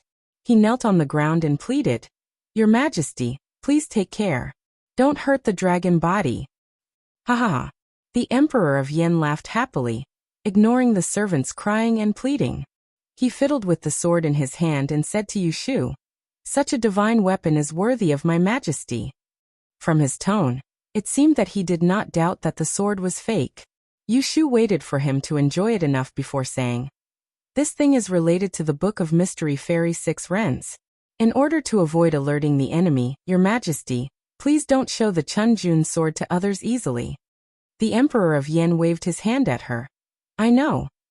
Then he looked up and smiled at her, saying, "Minister, you has made 2 great contributions. What reward do you want? Tell me." Yushu bowed her head and said, "It is my duty as an official to share the Emperor's worries. I have no other request." "That won't do. I have always been clear about rewards and punishments." The Emperor of Yen held back his laughter. "I see that you are still alone at this age. You must have very high standards and don't like ordinary people. It just so happens that I have a sworn brother. He is a talented man with both the pen and the sword. What's even rarer is that he's clean and honest. He doesn't have any close friends by his side. How about I bestow him to you as your husband? What do you think?" Yushu was stunned for a moment, and she didn't know whether to laugh or cry as she raised her head to glance at the Emperor. She was clearly aware that he was playing tricks on her and Shuerue, yet she couldn't help but reveal a smile, and she lifted the hem of her skirt as she bowed from the bottom of her heart. "Thank you, Your Majesty." Chapter 825. Yushu had only been in the imperial study for an hour when the Empress Dowager somehow got the message and sent her chief palace maid to Tian Hall to ask for Yushu. Reporting to the Emperor, the Empress Dowager was just about to summon Yuda into the palace. Coincidentally, she heard that Yushu was here and sent Nubi to deliver the message. Yushu sat on the chair bestowed by the Emperor, her hand holding a cup of herbal tea, pretending to be deaf and mute. It was a great taboo for the inner palace to pry into the affairs of the previous court. But the Emperor of Yen was filial and didn't mind Empress Dowager Wei's transgression. "Oh, what does Muhu want to see official Yu for?" the Emperor of Yen asked curiously. He was a bit worried that Jiangxia hadn't given up. The Empress Dowager was desperate for her daughter and couldn't do anything to Shuerue, so she had turned to Yushu. Reporting to the Emperor, the Empress Dowager must be summoning Yuda for advice on the matter of choosing a consort in the inner palace. The Emperor of Yen made a sound and turned his head to say to Yushu, "If that's the case, go to the inner palace and listen to the Empress Dowager's orders." Yushu finally stood and said, "This subject will leave first." She wasn't afraid of Empress Dowager Wei finding fault and leisurely followed behind the palace maids. It hadn't even been 2 months since the Yen moved the capital to Jing. The inner palace was empty.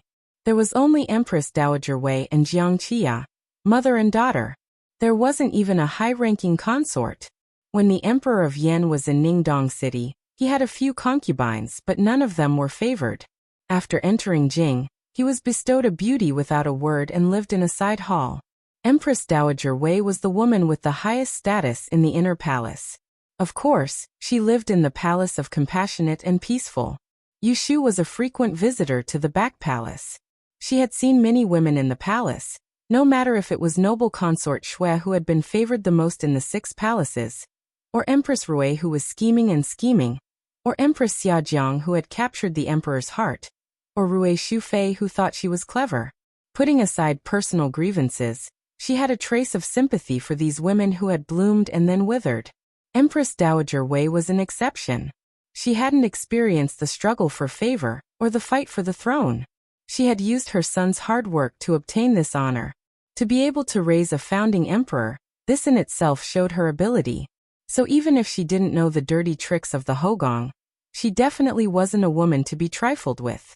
Yushu set a position for Empress Dowager Wei in her heart. When she entered the Palace of Compassionate and Peaceful, her expression didn't change. She was brought in front of Empress Dowager Wei and respectfully gave a full bow. This subject Yushu kowtows in salute to the Empress Dowager. Empress Dowager Wei reclined on the couch and swept a glance at her. She didn't make it difficult for her and called out, "Grant me a seat." As early as 5 or 6 years ago, the two had met once. It was interesting. That time, it was also to choose a fei for the Yin Emperor. But last time it was a Wang fei, this time, it was a Hou fei. Yushu took 2 steps back and sat down. She put her hands flat on her knees and looked straight ahead. She did not raise her head to look at the Empress Dowager who was sitting on the seat. No one could find anything wrong with her every move. In reality, in terms of the rules of the palace, even Empress Dowager Wei didn't know as much as she did. Aijia called you over to ask you to advise the emperor on how to choose a fei. As you can see, the Hogong is such a large place, but only Aijia and my daughter live here. It is pitifully cold. The emperor has been busy with the affairs of the country these years, and has never had any interest in women. Even now, he doesn't have an heir. Aijia cannot sit and do nothing. It is time to hold a general election to expand the Yen Hogong. More importantly, it is to choose a satisfactory empress for the emperor. Yushu thought about how the Yen emperor hadn't said much when he heard about the fei selection in the imperial study. She knew that while he wasn't enthusiastic, he wasn't against it. She responded, "Nyang, don't worry. When this subject returns today, I will make arrangements and order the Kunling Bureau and the Ministry of Rites to handle this matter." The emperor's fei selection had always been handled by the joint efforts of the Kunling Bureau and the Ministry of Rites. Yushu, as the celestial commissioner, only needed one word from her, and there would naturally be people who would do their best. But Empress Dowager Wei furrowed her brow and said in displeasure, "Aijia wants you to personally handle it. This is the first fei selection after the emperor ascended to the throne. How can there be any carelessness? Aijia will say the ugly things first. If you fail this time, Aijia will hold you accountable." Seeing the situation, Yushu could see that the Empress Dowager was taking the chance to make things difficult for her. She stood and said, "This subject receives the Empress's decree." Empress Dowager Wei looked at her and didn't show any dissatisfaction. She was very calm. She had called Yushu over not just for the fei selection, but also to see this Cheng Yaojin that had come out of nowhere to steal her dragon son-in-law. She understood that a forced melon wouldn't be sweet, but no one could stop her as a mother from venting for her daughter. Empress Dowager Wei smirked coldly inside, and gave a look to Chen Momo who was standing at the door. She heard a report come from outside. "The Palace Bureau has sent a few new palace servants to serve. Does Empress Dowager want to take a look? Tell them to come in." Empress Dowager Wei nodded. She had someone bring tea for Yushu, not in a rush to let her leave. After a while, there was a summons from outside the hall. The Momo guarding the door let in a few slim palace maids. In total, there were 8 of them. After 2 steps, they all knelt down in greeting, their heads lowered, not daring to look around. Empress Dowager Wei examined them, but couldn't tell if she was satisfied or dissatisfied. Chen Momo came forward to explain. These were originally from the palace. Last time, they weren't willing to leave so they stayed. Luckily, they understand the rules so they were sent here first. Empress Dowager Wei said, "Aijia doesn't need so many people here. Since they aren't willing to leave the palace, then arrange another place for them to go." As she spoke, she seemed to have a sudden impulse. She casually nodded and ordered, "The 2 on the left, send them to Marquis Ching'in Fu. The 2 on the right, send them to General Dai's Fu. As to the 4 in the middle, send them together to Ping Wang Fu to serve." Yushu hadn't even looked at the palace maids on the ground. Hearing this, she turned to look at Empress Dowager Wei. Coincidentally, she also looked over. She smiled at Yushu and teased, "It's lucky that you are a woman. Otherwise, you could have taken 2 back. These beauties, only men know how to be protective of the fairer sex." Yushu pressed up the corners of her lips in a smile that wasn't a smile. It was impossible to see any emotion on her face. Empress Dowager Wei knew that she had an engagement with Shui Rue, but still provoked her like this. These beauties were Empress Dowager Wei's way of showing off her authority. This tactic wasn't brilliant, but it disgusted people and made her unhappy. "Take them away. Clean and dress them and send them out of the palace." Since the Empress Dowager had spoken, Those palace maids couldn't even say no. They obediently gave their thanks and bowed as they retreated. From beginning to end, Yushu didn't look at them once and missed the resentful eyes that one of them had raised her head to look at her. Ijia is tired. You should also leave the palace. Don't forget what I told you. Quickly draft the rules. Empress Dowager Wei's goal was achieved. She closed her eyes and leaned back on the pillow, too lazy to say anything else. Yushu bid farewell in a low voice and quietly left the palace. When she reached the outside of the Palace of Compassionate and Peaceful, she turned her head and saw the group of palace maids that hadn't gone far. She turned and slowly walked on the palace path with her hands behind her back, thinking inside. She knew Empress Dowager Wei wasn't easy to provoke, but the Empress Dowager didn't know that she wasn't easy to provoke. When Shui Rui took the initiative to hand over the military power, the Emperor of Yen not only conferred him the title of prince, but also gave him the position of Minister of the Ministry of Personnel and the Grand Secretary of the Hall of Literary Glory. He was in charge of editing the Great Yen Code. A series of titles fell on his head as if they didn't cost anything. His Highness King Ping deserved to be the #1 favorite of the emperor, causing a group of people in the court to be envious, jealous, and hateful. There was also another group of people who tried their best to curry favor with him, hoping to be able to rely on him and enjoy the shade under his big tree. Those officials who were good at currying favor asked around about King Ping's preferences, hoping to cater to his preferences. It was rumored that His Highness King Ping liked to drink wine. Some people gave him the fine wine that they had collected for many years, and some even gave him the recipe for making wine.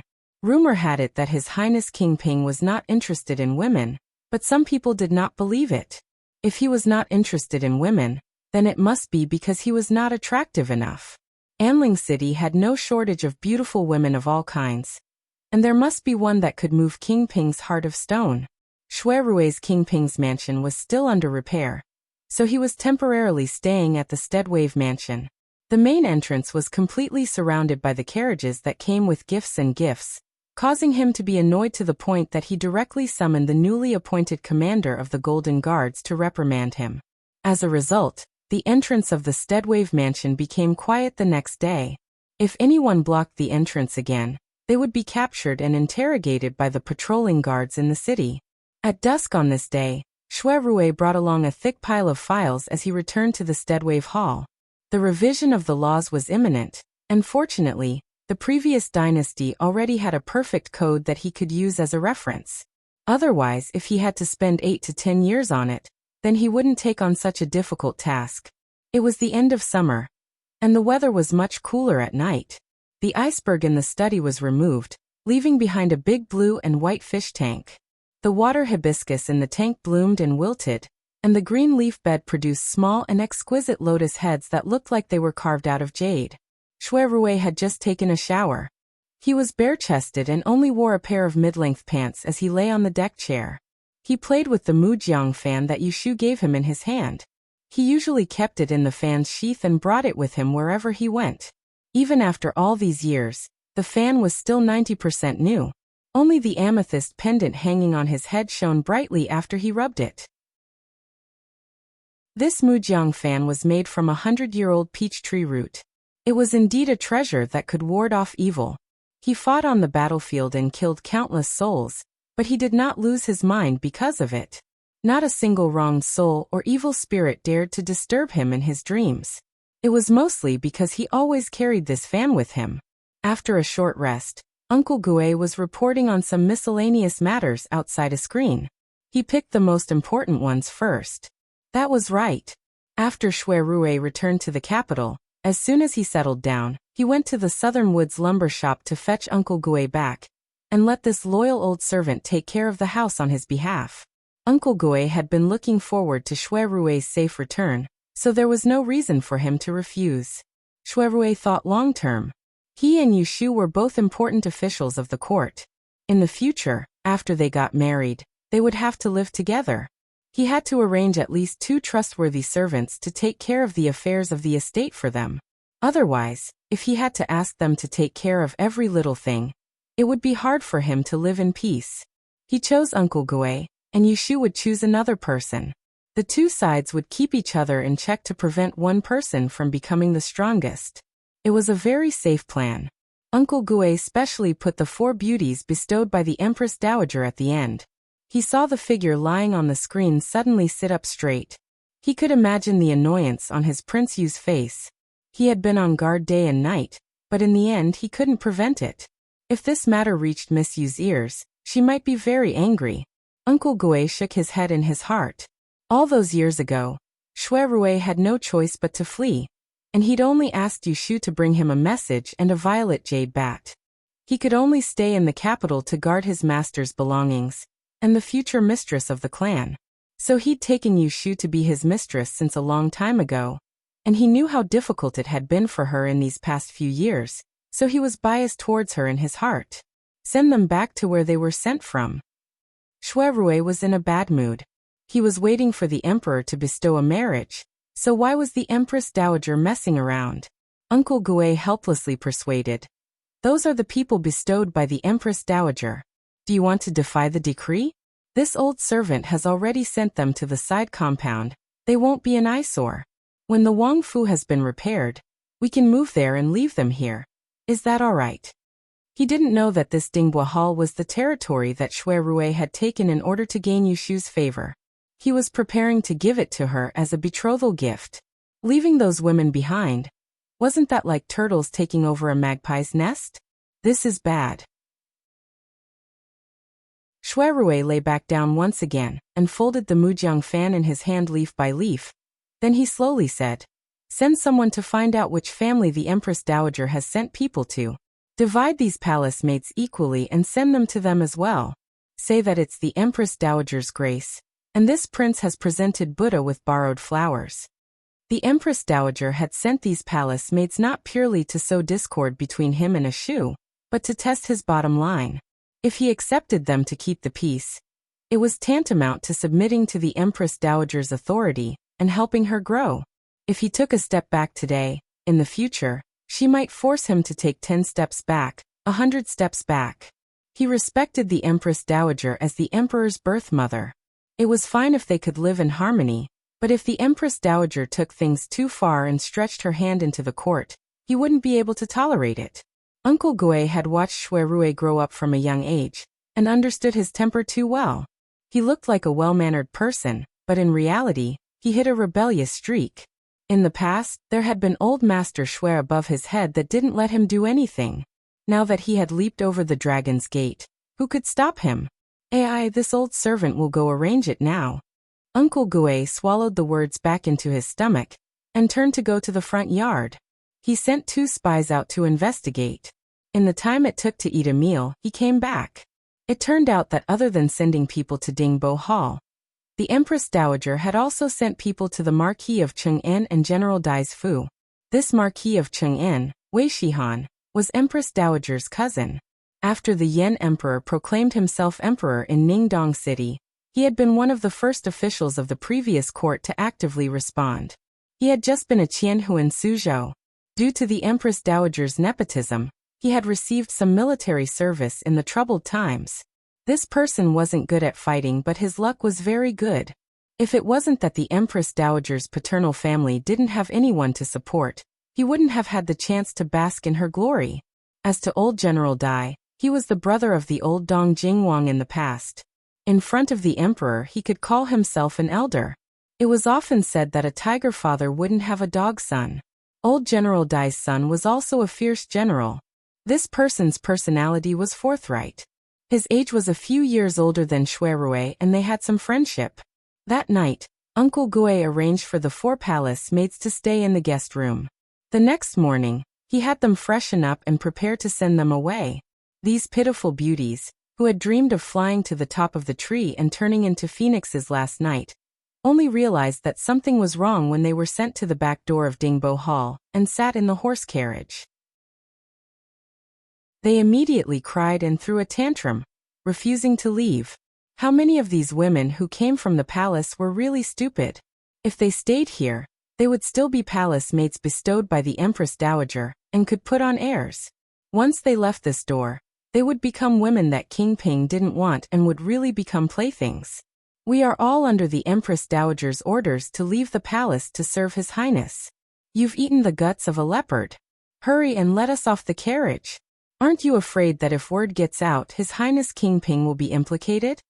One of the women had a veil over her face and was shouting outside the carriage while the other three were crying. When Uncle Gue heard it, he walked to the side of the carriage with a sullen face and said, "You people who came from the palace don't even know the difference between superiors and inferiors. Is His Highness someone that servants like you can casually talk about? Whoever says another word of nonsense will have their tongues cut off to prevent others from gossiping and ruining the Empress Dowager's virtue." The crying in the carriage stopped abruptly. Only the palace maid who stood up for them refused to stop. She said in a fierce manner, "I want to see His Highness. Otherwise, I'd rather bite my tongue and commit suicide right now. Let's see how you're going to explain this to the Empress Dowager." Uncle Gue did not expect there to be a thorn in the side. If it was any other occasion, he would have praised her for having a backbone. However, if she really had a backbone, she would have committed suicide by biting her tongue long ago when they were sent out of the palace. She had waited until now to put on a show. It was all because she coveted the glory and splendor of their highness that she was reluctant to leave. "Then you can end it here." Uncle Gue choked her and turned to order the servants. "Come prepare a mat, we'll collect the corpse later." Just as he finished speaking, there was a dong sound from inside the carriage as if someone had crashed into it. Immediately after, there was a scream. "Nyang nyang. Nyang nyang, don't." Uncle Gue suddenly turned his head. He was not deaf. He had just heard someone shout, "Nyang nyang." He quickly ordered the guards to open the carriage door. He saw the situation inside. A palace maid was hugging another fainted and crying loudly. He moved closer to listen. Wasn't it Nyang nyang? This matter was not a joke.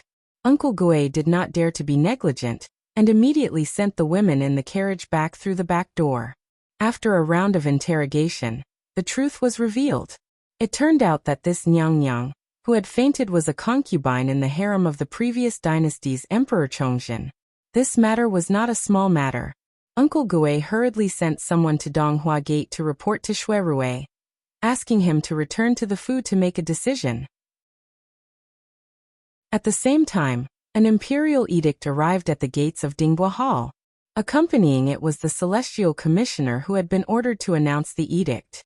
Today, Yu Shu had gone out riding a large horse and had specially changed into a purplish-red brocade robe. She wore a crane feather crown on her neck and a pair of green silk boots on her feet. The flame between her brows had been carefully painted with cinnabar. Her two sword-like eyebrows slanted to her temples. She was not as delicate and charming as a woman, but was 100 times more beautiful than a man. Behind her were two teams of guards with swords. They swaggered through the streets and stood in formation in front of the gates of Dinghua Hall. Those who did not know would think that she had come to pick a fight. Chapter 826. Yu Shu walked into Dinghua Mansion with the imperial edict in hand. Uncle Gue kindly welcomed her into the hall and looked outside. He saw 2 rows of black-robed cold-faced guards patrolling outside, and then guarding the front and back doors, leaving 2 guards behind to protect Yu Shu. Even their prince did not have such an imposing manner. Speaking of which, if it was someone else, they would not dare to be so arrogant in King Ping's territory. Yu Shu and Uncle Gue were old acquaintances, but they pretended not to know each other in front of others. Uncle Gue had just sent the few beauties rewarded by the palace back to the backyard. When he turned to see Yu Shu, he felt guilty. He put on a flattering smile, but in his heart he felt bitter. He was afraid that she had heard about the Empress Dowager gifting beauties, and specially came to ask for an explanation. "Thank you, Lady Yu, for coming personally. I have already sent someone to invite His Highness back to the residence. I estimate that he will only be back in an hour. Do you want to sit here and rest or take a stroll by the lake? Dinghua Mansion's scenery is excellent." Yu Shu raised the imperial edict in her hand and said, "There's no need to trouble yourself. I will wait here for King Ping to return." Uncle Gue had to stay behind to accompany the guest nervously. He wanted to find out what the emperor's imperial edict was. Shui Rui had been staying in Wenhua Hall to preside over the revision of the new laws for the past few days. He was busy leaving early and returning late every day. Seeing that he had time today, he showed up at the library in the morning. Without changing his clothes, he brought a group of guards and prepared to go to North City Street. He wanted to take advantage of the opportunity to reveal the reward notice for a son-in-law on the Wangji Tower's Tianji list to avoid trouble. Who would have thought that when he left Donghua Gate, he would be intercepted by people from Dingbua Mansion? In detail, among the few beauties rewarded by the palace yesterday, one of them was a concubine from the previous dynasty. Shuirui's expression changed when he heard this. He was not scared but angry. The person was rewarded by the Empress Dowager. He did not believe that the Empress Dowager did not know about it. When the Yan Emperor entered the imperial palace, he had ordered all the concubines of Emperor Chongjin to be locked up in the cold palace. If this one was not released, could she have escaped by herself? But the Empress Dowager purposely sent the concubines of the previous dynasty to his door as palace maids. What was her motive? Was he trying to sow discord between him and the Yan Emperor, or was he trying to frame him? Let's go back and take a look. Thereupon he had no choice but to turn around and return to the Dingbua Hall. He had to first settle the trouble the Empress Dowager threw at him, so that in the future he would not stir up a fishy smell, which would spread to his sweetheart's ears and cause her to misunderstand. Because he had taken the main road back, Shuirui had missed the messenger that Uncle Gui had sent. It was not until he saw the black-robed guard standing guard outside the Dingbua Hall, and Yushu's carriage that he knew that she had come. Shuirui could not help thinking too much. Ever since she was reinstated, in order to avoid arousing suspicion, she did not take the initiative to visit him. Yesterday the Empress Dowager had just sent several women over, and today she came. Thinking was thinking too much, but he did not feel guilty. He dismounted from the horse, tidied up his clothes and strode inside. A clever manservant at the door jogged forward to lead the way. He reported in a small voice. Yuda has been here for almost an hour. She is sitting in the Tingsong house in the front courtyard. Shuirui did not ask any more questions. His footsteps quickened, and in the blink of an eye, he had arrived at the guest hall. The black-robed guards outside the door bowed their heads in greeting. He swept his gaze over them and couldn't help muttering to himself. In the blink of an eye, he saw Yushu sitting quietly inside the room. His eyes lit up and he couldn't help raising the corner of his mouth. His cloudy expression turned sunny. Why did you come without saying a word? There was a saying that a day apart was like 3 autumns. At this moment, Shuirui only had her beautiful figure in his eyes. How could he see Uncle Gui secretly winking at him? Yushu used her sleeve to conceal the golden imperial edict. There was a faint smile on the corner of her mouth. She examined him and said, I came to congratulate Wang Yi. Shuirui's eyelids twitched. He hesitantly asked, Why did you congratulate me? Yushu asked him in reply, What does Wang Yi think is a happy event? This. Shuirui glanced at Uncle Gui, and saw that Uncle Gui was frowning and lightly shaking his head at him. Unfortunately, he did not understand what she meant, so he could only follow her words and guess. Could it be that you are referring to the Empress Dowager sending a few people to me yesterday? Yushu's face instantly turned cold. So you think that is a happy event? Shuirui knew that he had said the wrong thing and immediately denied. How can this be considered a happy event? Yesterday, I already said to have Uncle Gui send the people away. If you don't believe me, you can ask him. It was a pity that he was the awe-inspiring King Ping in court, but in front of her, he did not have the slightest bit of grandeur. Uncle Gui was also afraid that Yushu would turn against him and quickly testified. It is true, it is true. Wang Yi ordered this old servant to send the people away yesterday. Did you send the people away? Unexpectedly, the master and servant duo could not answer. Yushu raised her eyebrows. From the beginning, she did not take those palace maids seriously. If she did not have the slightest confidence in Shuirui, why did she wait for him for 5 years? With her understanding of Shuirui, he would not fall for the Empress Dowager's trick. Then why did he not send the people away? It was worth thinking about. So you are saying that the people are still here? She put the imperial edict into her sleeve as she stood up and walked towards the door. Lead the way. I want to see what kind of beauty the Empress Dowager sent that made Wang Yi reluctant to send her away. Shui Rui listened to her mockery and shook his head with a bitter smile. He followed her, not caring about the black-robed guards behind him. He gently held a corner of her sleeve and lowered his head to her ear to say, "There is a problem with the people the Empress Dowager sent. It is not good to cause more trouble. Come, I will tell you clearly." Yushu was not angry. She glanced at him and waved her hand to signal the black-robed guards behind her to wait. He held her sleeve and walked forward. The two walked side by side down the long corridor. After turning a corner, Shui Rui opened his mouth to tell her the whole story. Yesterday the Empress Dowager sent 4 people. She said that they were maids in the palace. This morning, when Uncle Gue sent them away, he found that one of them was the concubine of the previous dynasty's Emperor Chongzhen. Hiss, Yushu frowned and said, "What does the Empress Dowager want to do?" She was the same as Shui Rui. The first thing she thought of was a conspiracy. Shui Rui shook his head and said, "I just came back and did not have time to ask in detail.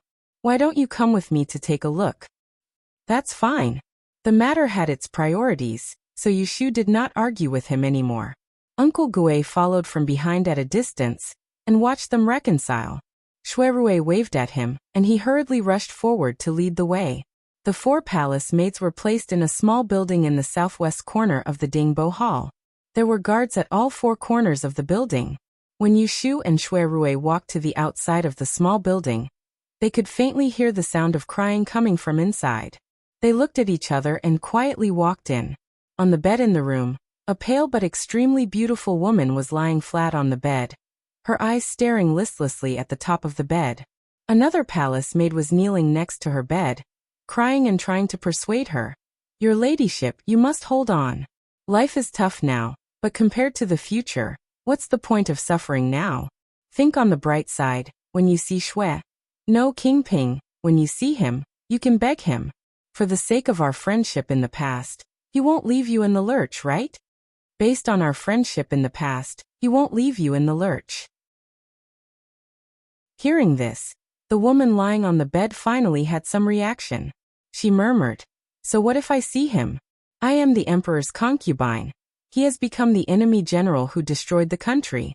Even if he is willing to pity me and take me in, how am I going to live in the future? Don't tell me I really have to give myself to him and become a lowly concubine? But with his current status, he can have any woman he wants. How long can he take pity on me?"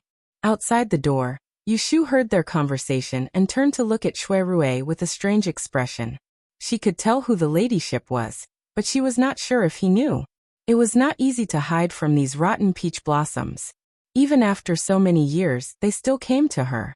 But Shui Rui could not bear to listen any longer. He was a pure man, and there was no need for the 2 women in the room to smear his reputation and turn the shadowy things into the truth.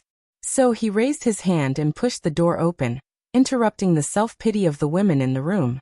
When the 2 women in the room heard the sound of the door opening, they immediately shut their mouths and looked at the screen blocking the door with a startled expression.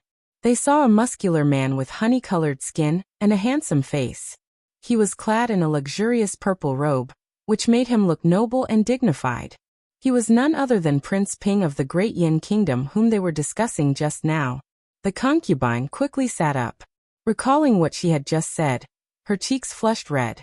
She was too ashamed to show her face. She lowered her head and trembled nervously. A woman in her early 20s was the most beautiful time for a flower to bloom. She looked like a begonia after the rain, delicate and pitiful. Shui Rui looked at her carefully and finally recognized who she was. Just as he was about to say something, he heard a cold snort behind him. Yushu also came in from the door. "I didn't expect to meet honored consort Shu here. I'm really surprised." When she heard this voice that wasn't unfamiliar to her at all, Rui Zizhu instantly felt as if she'd fallen from the warmth of autumn into the coldness of winter. She hurriedly raised her head in shock, and when she clearly saw Yushu, who'd walked over to stand by Shui Rui's side, she was completely unwell. "Yu, why are you here?"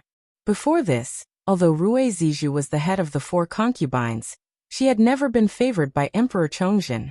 When the army of the Yin Kingdom pressed on the border, Emperor Chongzhen sent the 2 Empress Dowager and Empress Xiajiang to Luoyang to take refuge, but he did not allow the concubines to leave the capital. So she was trapped in the palace and witnessed the change of imperial power, and the change of the ruler of the world. She still remembered that the Yen army broke through the capital gate and broke into the palace. Corpses were everywhere. She thought she was going to die, but she reunited with the person she thought she would never see again in this life. Although he refused to admit it, she was sure that she did not mistake him. He was Shui, the person who almost became her husband. Although he did not recognize her, he did not kill her. Instead, he sent her to the cold palace with the palace concubines and maids, giving her a way out. She guessed that he probably remembered their old relationship. The days in the cold palace were very difficult. She gritted her teeth and endured for a whole month. It was not that she did not have a trace of hope in her heart that he would think of her and rescue her from this cage. But she did not wait for him to appear.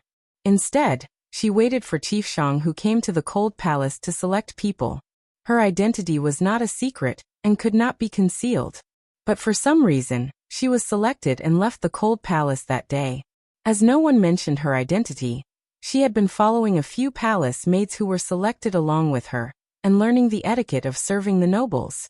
Until yesterday, when they were summoned by the Empress Dowager of Great Yen. In the Palace of Compassionate and Peaceful, she saw Yushu, the woman she hated to the core. What Rui Zizhu could not forget was the gentleman's hibiscus banquet that year. Thousands of lotus lanterns bloomed on the lake of Dingbua Hall. A talented scholar and a beautiful woman gathered together. It should have been a song that would be sung by future generations, but it was ruined by this vicious woman. Her fate seemed to change that night.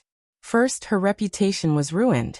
Then, her marriage with the brother of the Shui family became a bubble. Her dreams came to nothing. In the end, he disappeared and she entered the palace. Fortunately, Yushu did not recognize her at that time. Under the order of the Empress Dowager, she was sent to Dingbua Hall. Her heart was both nervous and a trace of unspeakable joy. But she never dreamed that she would see Yushu here. As for Yushu, when she saw Rui Zizhu looking as if she had seen a ghost, she said with a smile, "I was ordered to pass the imperial edict, but I encountered something rare." A concubine of the previous dynasty ran into the backyard of the current dynasty's prince. In order to prove his innocence, Prince Ping invited me to come and find out the truth. When Emperor Chongzhen was on the throne, concubine Rui Shu took advantage of the power of the Empress Dowager to make trouble for her from time to time. Later, she was taught a lesson by Rui Shu and became obedient. Yushu had never been a soft-hearted person. Seeing Rui Zizhu in such a situation, she did not feel sorry for her at all. Rui Zizhu's hands were trembling. She hated and was afraid of Yushu. She could only pretend to be calm and said, "It was the Empress Dowager who allowed me to leave the palace and sent me here. If you have any questions, why don't you go to the palace and ask the Empress Dowager?" So you mean that the Empress Dowager knew your identity and background, but deliberately sent you to Prince Ping as a palace maid? Yushu caught her words in a few words and dragged the Empress Dowager into the trouble. Rui Zizhu had stayed in the palace for a few years after all, so she wasn't stupid to the point of being hopeless. When she heard Yushu's question, she didn't dare to answer. She bit her lips as she looked at Shui Rui, and her glistening eyes were filled with panic and pleading. "Now that things have come to this, I just want a place to stay. Brother Shui, I know it's you. It's fine if you don't admit it, but you and I have known each other for a long time. Are you going to watch me be forced to death by others?" Shui Rui felt wronged when Yushu snatched his words as soon as he entered the door. It was true that the Shui family and the Rui family almost became in-laws, but in all honesty, he had never had any improper thoughts about the young lady of the Rui family. How could she still want to rely on him with such a small relationship? "Consort Shu, right? I'm Great Yan's Lu Shining, and I'll never change my name. Don't be in a hurry to seek death. Let me ask you, you claimed that the Empress Dowager allowed you to leave the palace. Does she already know that you are a concubine of the previous dynasty?" Rui Zizhu could not avoid this question. She stammered, "The Empress Dowager is high and mighty. How would I know what she is thinking?" Shui Rui looked at Yushu.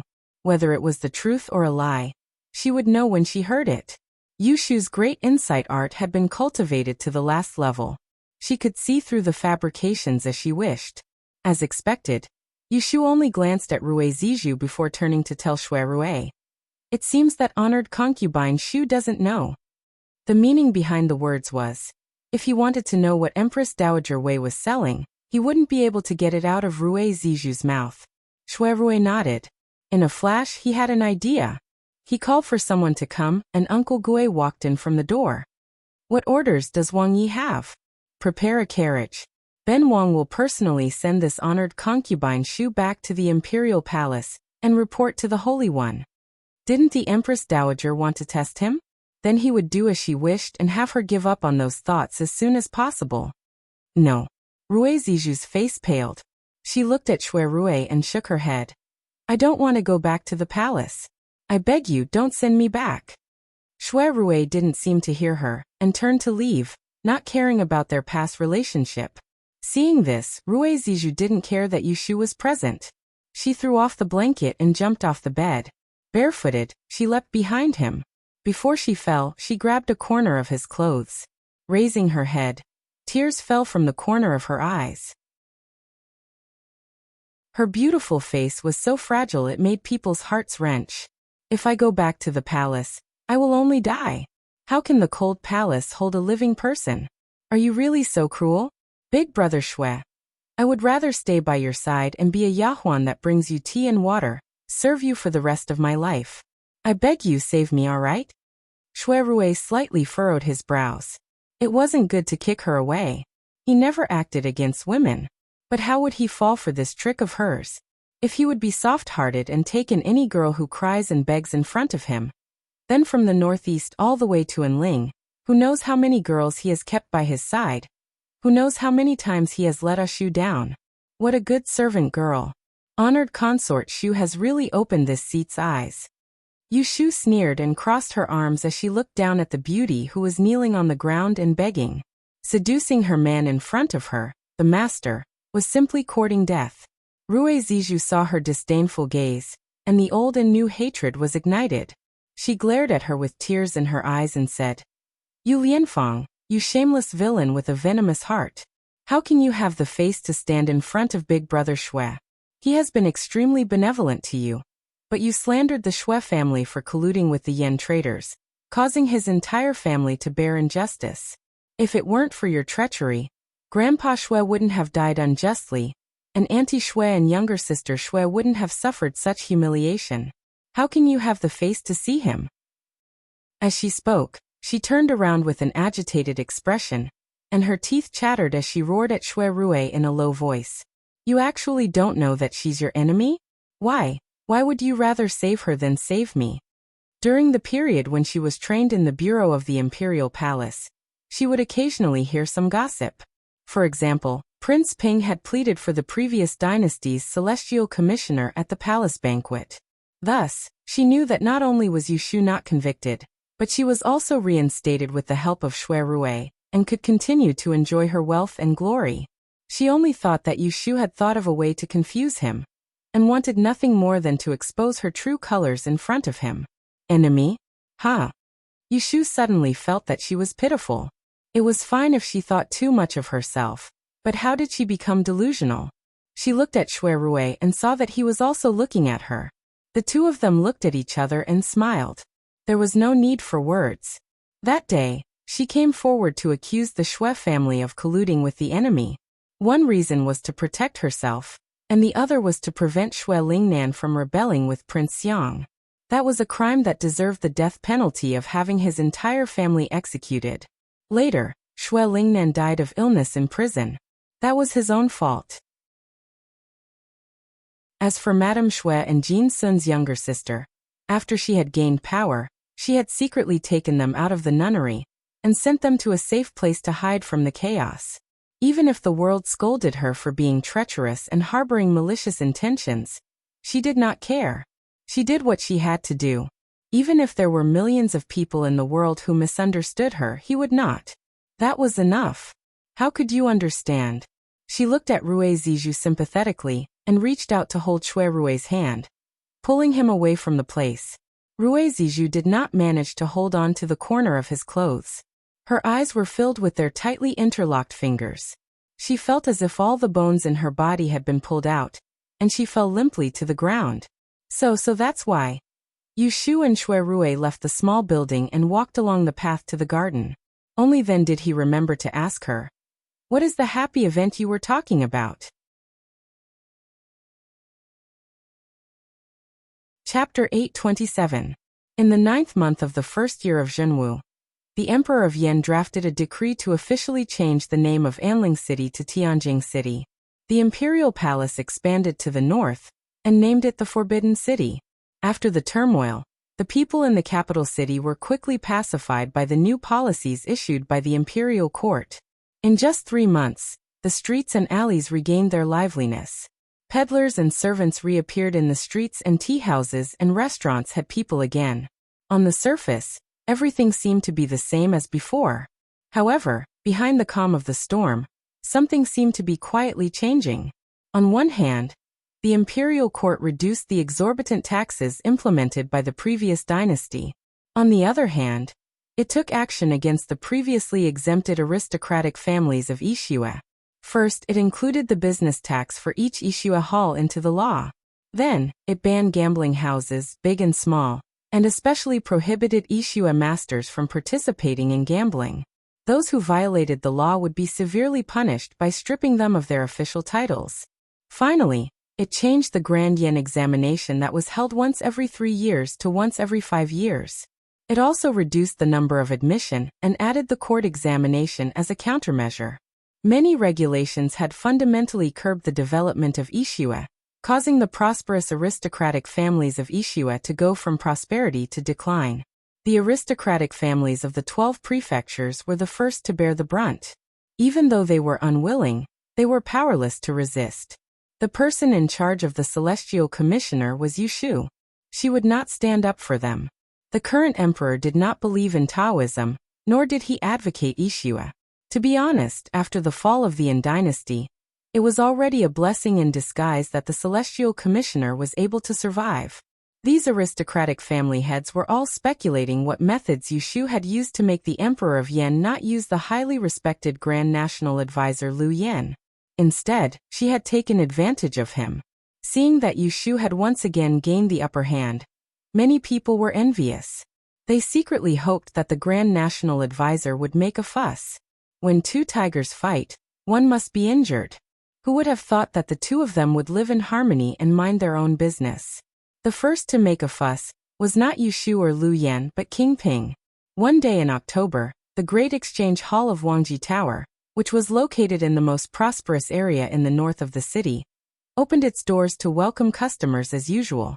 The front door was clean and tidy, and the plaque on the door had been washed with water before dawn. The waiters who served the customers were dressed neatly and in high spirits. They showed their white teeth and greeted everyone they met. Regular customers did not need introductions. One group went to Yuqiu Hall, another group went to Biying Hall, and the other group went to the Tianji list to watch the fun. Oh my god, this girl actually gave away 50,000 taels of gold when looking for a husband. Even if she married a princess, she wouldn't be able to afford it. TSK. Guests who had just arrived were shocked when they saw the red list of rewards posted at the top of the list of the Tianji list. The regular customer, who was checking the barometer by the side, turned his head and whispered to the man, "You don't sound like you're from the capital. You're from the north, right?" The person who was looking for a son-in-law was not an ordinary woman. Whoever had the ability to marry her, their entire family would ascend to heaven along with her. It's a pity that she's so arrogant that she doesn't care about ordinary people. Otherwise, the notice for son-in-law wouldn't have been up for 5 years and no one dared to take it. I've broadened my horizons today. Hey brother, tell me more in detail. The non-local young man grabbed the regular next to him to strike up a conversation. He wanted to hear more about strange people. At this time, a string of golden drums and gongs came from outside the Great Yi Hall. It was a noble who was on a journey and clearing the way. Not long later, a purple palanquin appeared at the entrance of the Wangji Tower. The 2 sides were guarded by guards in embroidered clothes and tall hats. After the palanquin landed, a man walked out. He was wearing a white magnolia robe with a cicada robe embroidered with gold and silver thread. He had a string of Husher jade pendants on his waist and a folding fan. Looking at the man's appearance, he had a high nose and a square jaw, sword-like eyebrows and starry eyes. He was outstanding in every aspect. Without the need for the guards to order, the guests in the hall consciously opened up a path for the noble to pass. He walked straight to the heavenly mystery list in the middle of the hall. His eyes fell on the top of the list, and his lips curled into a smile. Then he stretched out his hand and tore down the notice that everyone was looking for a son-in-law. He took the notice. There was a burst of low exclamations and a commotion broke out in the hall. How many people present didn't know that the notice for son-in-law had been hanging at the top of the Tianji list since the day the Wangji Tower opened for business? It hadn't been moved for 5 years. Did the sun rise from the west today? They actually encountered someone taking the notice. What kind of immortal was this master? How dare he? Lin Fu, who was greeting guests in the treasure pavilion on the second floor, heard the servants report. He left the guests and ran downstairs. At this time, the hall was crowded and he couldn't see the situation in front of him. He squeezed out of the crowd with difficulty and covered his head with his hat. He finally saw the man standing under the Tianji list. His legs softened and he almost knelt down and kowtowed. Shui Rui held the bounty notice in his hand and rolled it into a tube before putting it away. He turned around and saw Lin Fu, who had an excited expression, and he said, "You're the manager of this place?" His other identity couldn't be revealed, so it had been a few months since he came to the capital. This was the first time Lin Fu and his group of servants had come to the Wangji Tower. How could they not be excited? Yes, Lin Fu immediately responded. When he came back to his senses, he felt that he shouldn't be like this. He took a deep breath and put on a show. "This master, you took the notice of our Tianji list's notice. Did you see the requirements on the notice?" Shui Rui's eyes flashed. He took off the Mujiang fan at his waist and opened it with a whoosh. He said in a very natural and unrestrained manner, "This notice for son-in-law wants a gentleman with good facial features and a good character. He has no hidden diseases and is skilled in both the pen and the sword. His 8 characters are perfect and he has similar interests. Is that right? It just so happens that every one of mine is perfect." As he said that, he raised his hand and hooked his index finger at the back of his head. 2 guards carried a heavy box in and placed it on the ground. Once the box was opened, it blinded everyone's eyes. All the guests in the hall rubbed their eyes and looked again. They saw that the box was filled with gold ingots. "I heard that the Wangji Tower wants to take 1/10 of the reward as a reward. Here are 5,000 taels of gold. Please accept it. I will definitely take the notice. Quickly send someone to inform them." Lin Fu, who knew the truth, had cold sweat on his forehead. His 2 masters loved to play tricks. He couldn't ruin their mood, so he obediently cooperated.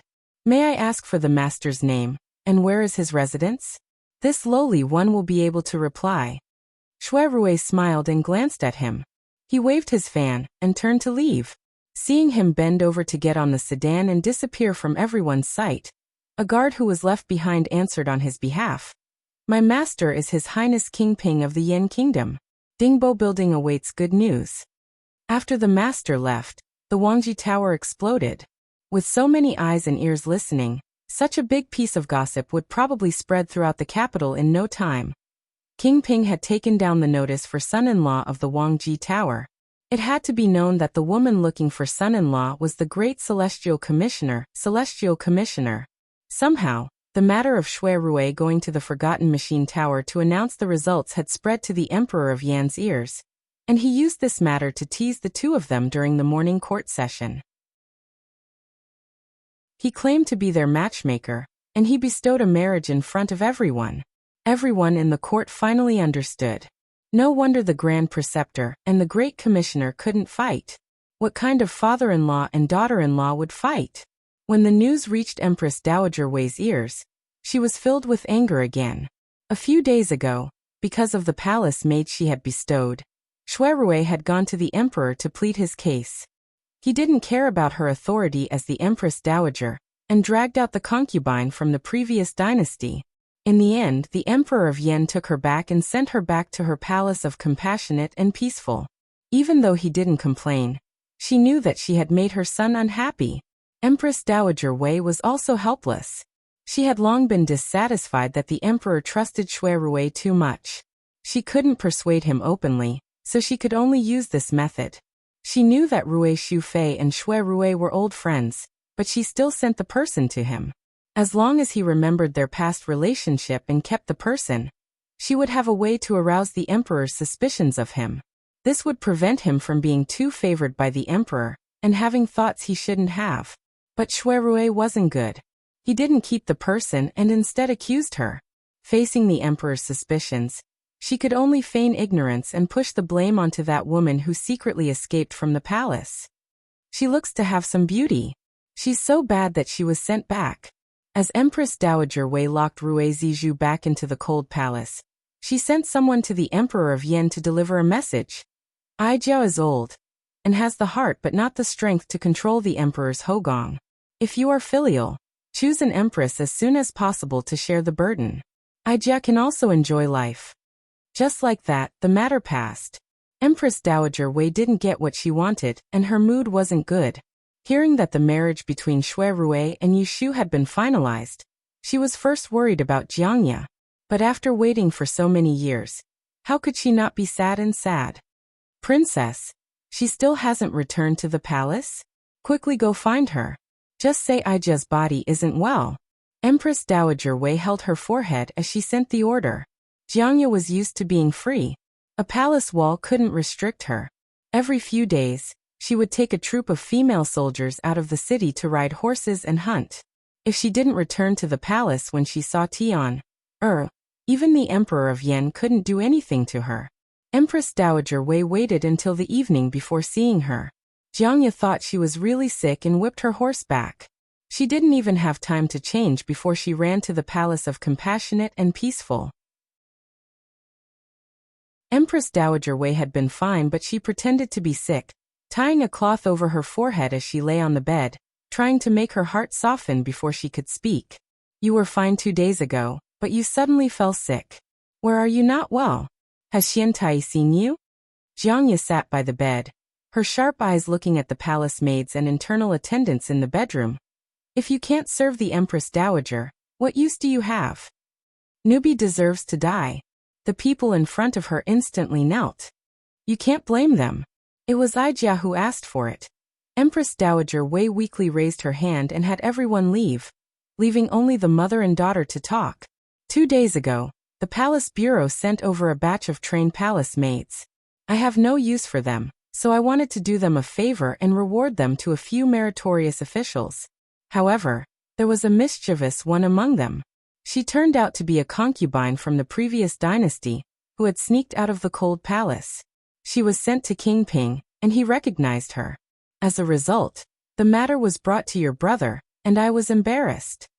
When Jiangya heard it was about Shui Rui, she exploded. She said angrily, "That damned Lu Shining, he dared to disrespect you. Last time, I really shouldn't have let him go. I should have killed that adulterous couple." She accidentally let it slip and Empress Dowager Wei instantly heard it wasn't right. She grabbed her wrist and asked, "What last time? You told Ai Jia clearly, are you hiding something?" Jiangya wanted face. She wouldn't say that she was captured and almost died under Shui Rui's sword.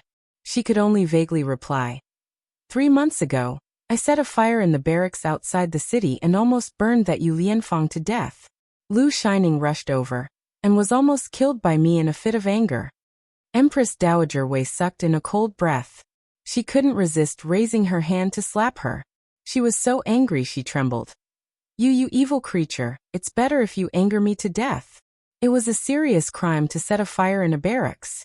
If she really did it, it would be terrible. Yu Shu's death wasn't a pity, but Shui Rui still had military power in his hands at the time. If he flew into a rage for a woman, it would be a great disaster. Jiangya hadn't thought of the consequences. She felt wronged and bared her teeth in pain.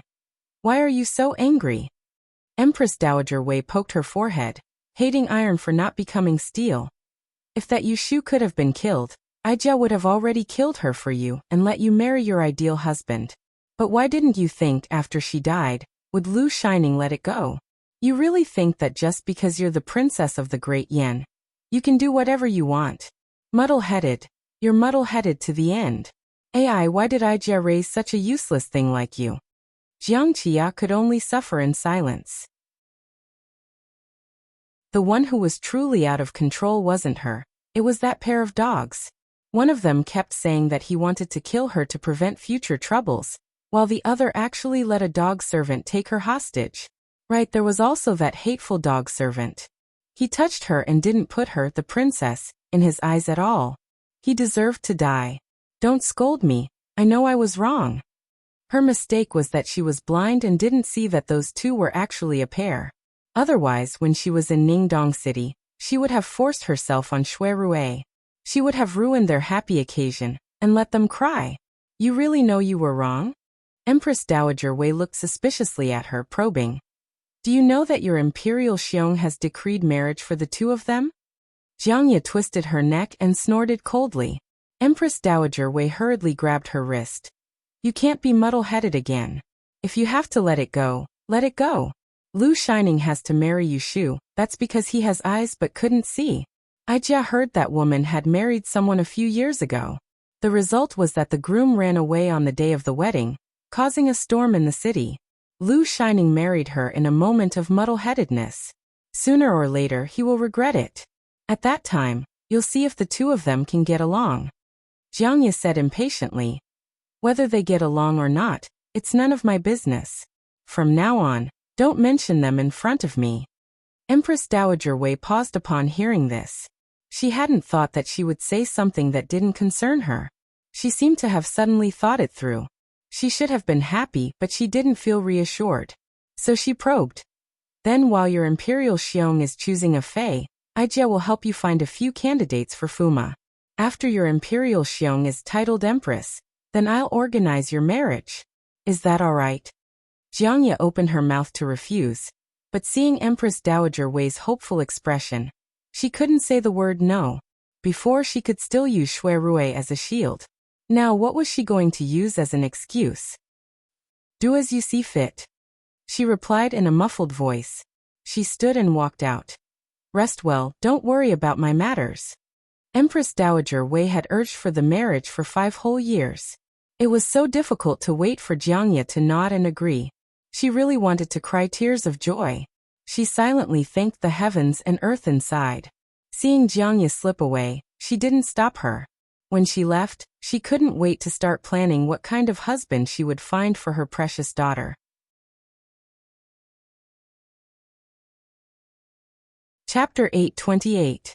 For the past few days, the entire Yu mansion was filled with a festive atmosphere. The reason was that their eldest daughter was going to get married again. Bah. The last time did not count, but this time it was a real happy occasion. No one wanted to talk about the farce that happened 5 years ago. The groom actually ran away on the day of the wedding, and the rumors spread everywhere. Who knew how many people laughed at their eldest daughter behind her back? No matter how capable she was, no one wanted her, and she couldn't even get married. Now they really wanted to go back and slap those people who said that my eldest daughter could not get married. Open your dog eyes and see what kind of person my son-in-law is. He was the best man in the world, and the sworn brother of the emperor of the Yen kingdom. He had the looks, the power, the ability to govern the country, and the martial arts to stabilize the country. It was said that he did not have any concubines in his mansion, and there was nothing to nitpick about. Therefore, without knowing anything, Shui Rui effortlessly won the hearts of the entire Yu mansion, and became a good son-in-law in their hearts. Since the emperor's decree of marriage was spread, and King Ping sent someone to propose marriage, Aunt Chui was overjoyed these 2 days. She never dared to think that she could have a prince as her son-in-law in this life. Zhao Hui and her husband were also overjoyed. After obtaining Yushu's consent, they could not wait to prepare her dowry. In this big family, there was only one person who was not happy, and that was Yuxiu. He had something hidden in his heart, and when he looked at Yushu who was happily waiting to get married, he could not help but ask after holding it in for 3 days. Sister, is it because he looks like Brother Shui that you want to marry King Ping? Yuxiu was 16 years old this year. Although he still had the immaturity of a youth on his face, whether it was his height or his intelligence, he was far superior to his peers. He was no longer an ignorant child. He learned medical skills from Hifangji, and after a few years he had made some achievements. He could be independent in the medical center, and his acquaintances would smile and call him Dr. Xiaoyu when they saw him. Yushu was very pleased that Yuxiu was able to grow into such an independent adult compared to the other young masters of the Yixue families in the capital, who were still playful at such a young age. Why would you think that?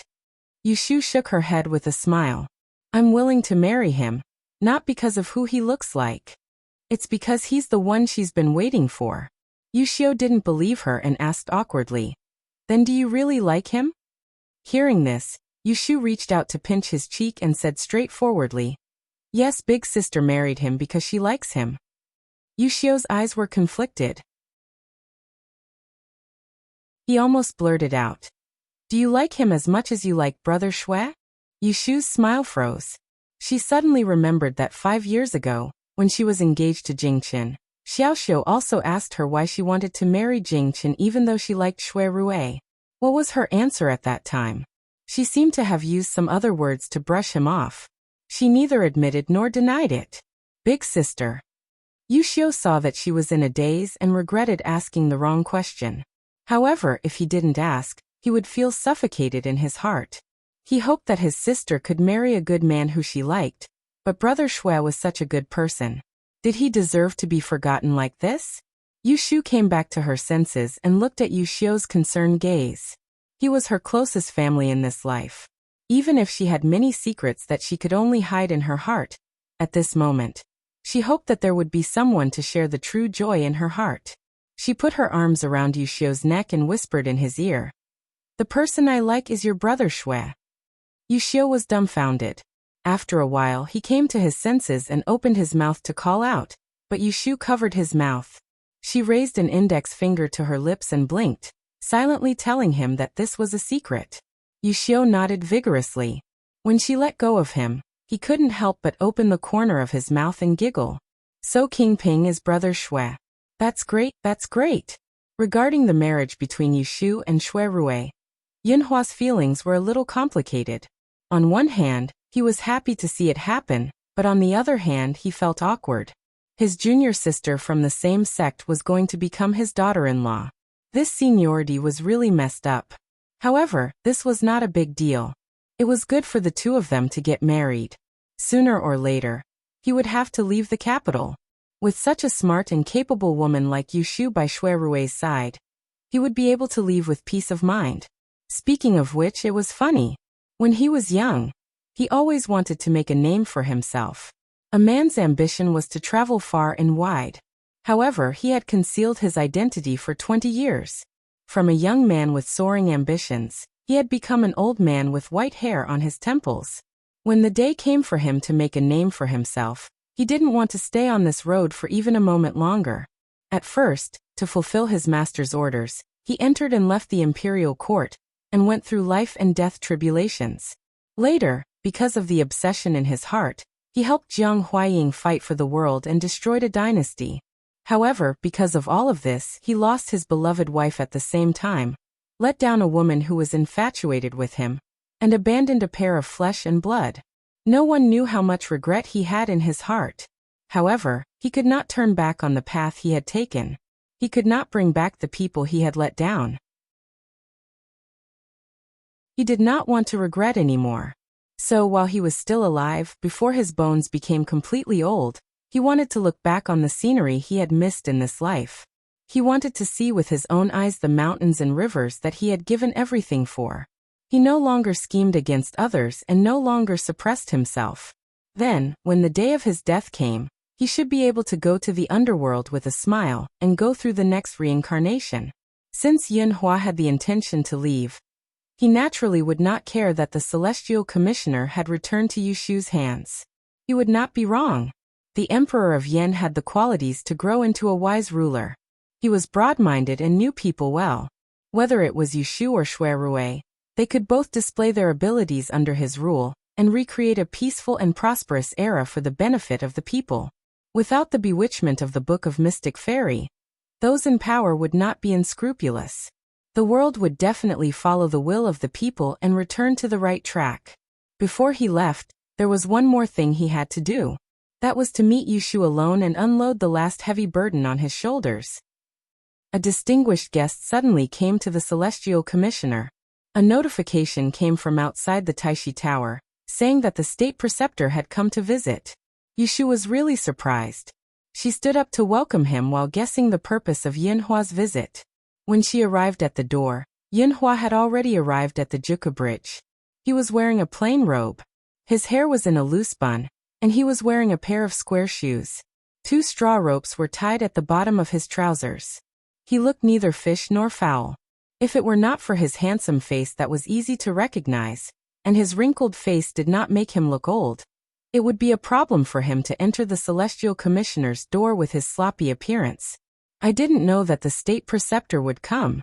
Please forgive me for not going out to welcome you. No one knew that they were actually brothers and sisters from the same sect. They still had to pretend when they met. As long as you don't blame me for coming uninvited. Yinhua's voice was still hoarse and unpleasant to the ears. Fortunately, he could speak as usual. This was all thanks to Xuerue, who had buried the hatchet with him and recognized him as his father. He no longer deliberately punished Yinhua. After carefully recuperating for a few years, he finally did not cough up blood so often. Looking around at the scenery, he could not help but be filled with emotion. He came here more than 20 years ago, and he was only a step away from becoming the master of this place.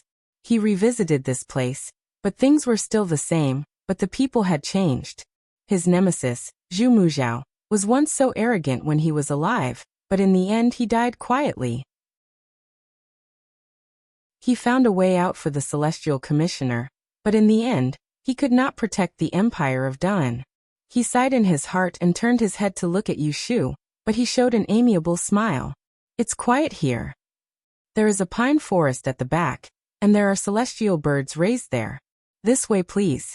Yushu led the way in front and brought Yunhua through the corridor outside Taishi Tower to avoid the eyes and ears of idlers.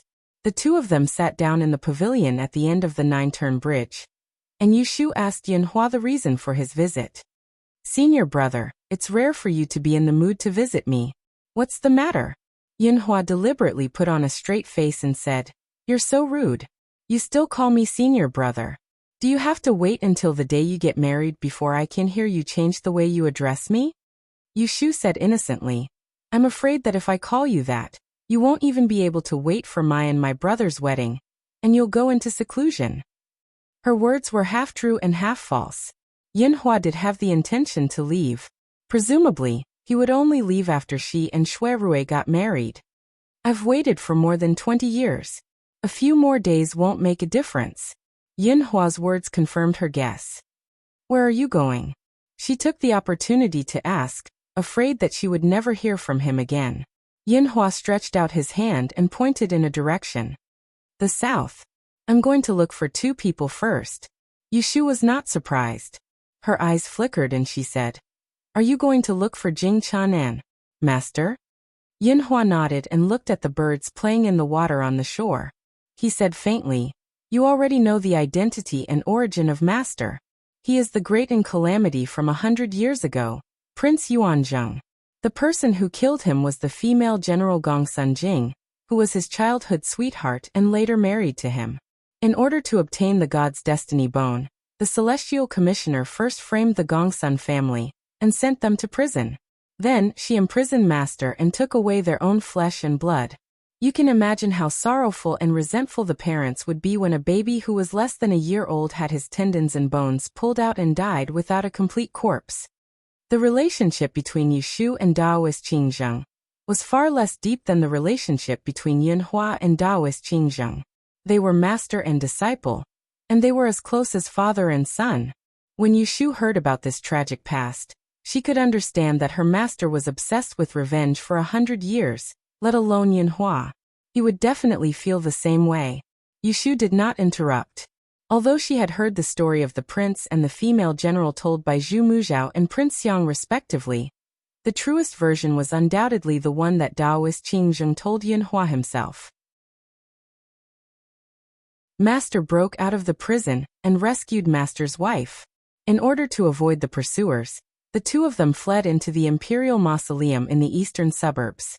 perhaps it was the will of the heavens. The tomb was full of traps, but they broke into the depths of the tomb and found the items buried with Empress Ningxian, which were the 6 instruments for the founding of the nation. Among the 6 instruments, the Book of Mystery Woman's 6 wrens was secretly taken out by the former emperor.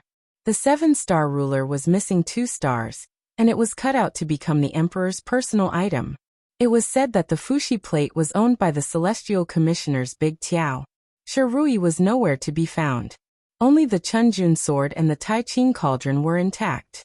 There was an inscription engraved in the tomb, detailing the use of the 6 instruments for the founding of the nation. At the end, there was also a personal letter written by Emperor Anwu, stating that the 6 instruments were buried with Empress Ningxian. It was because of her last words that the 6 instruments were against the natural order.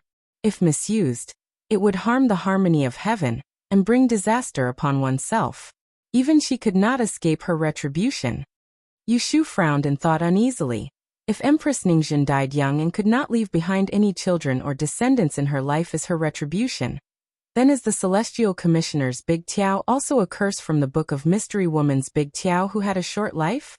She was slightly distracted, but then she realized that there was something wrong with Yinhua's words.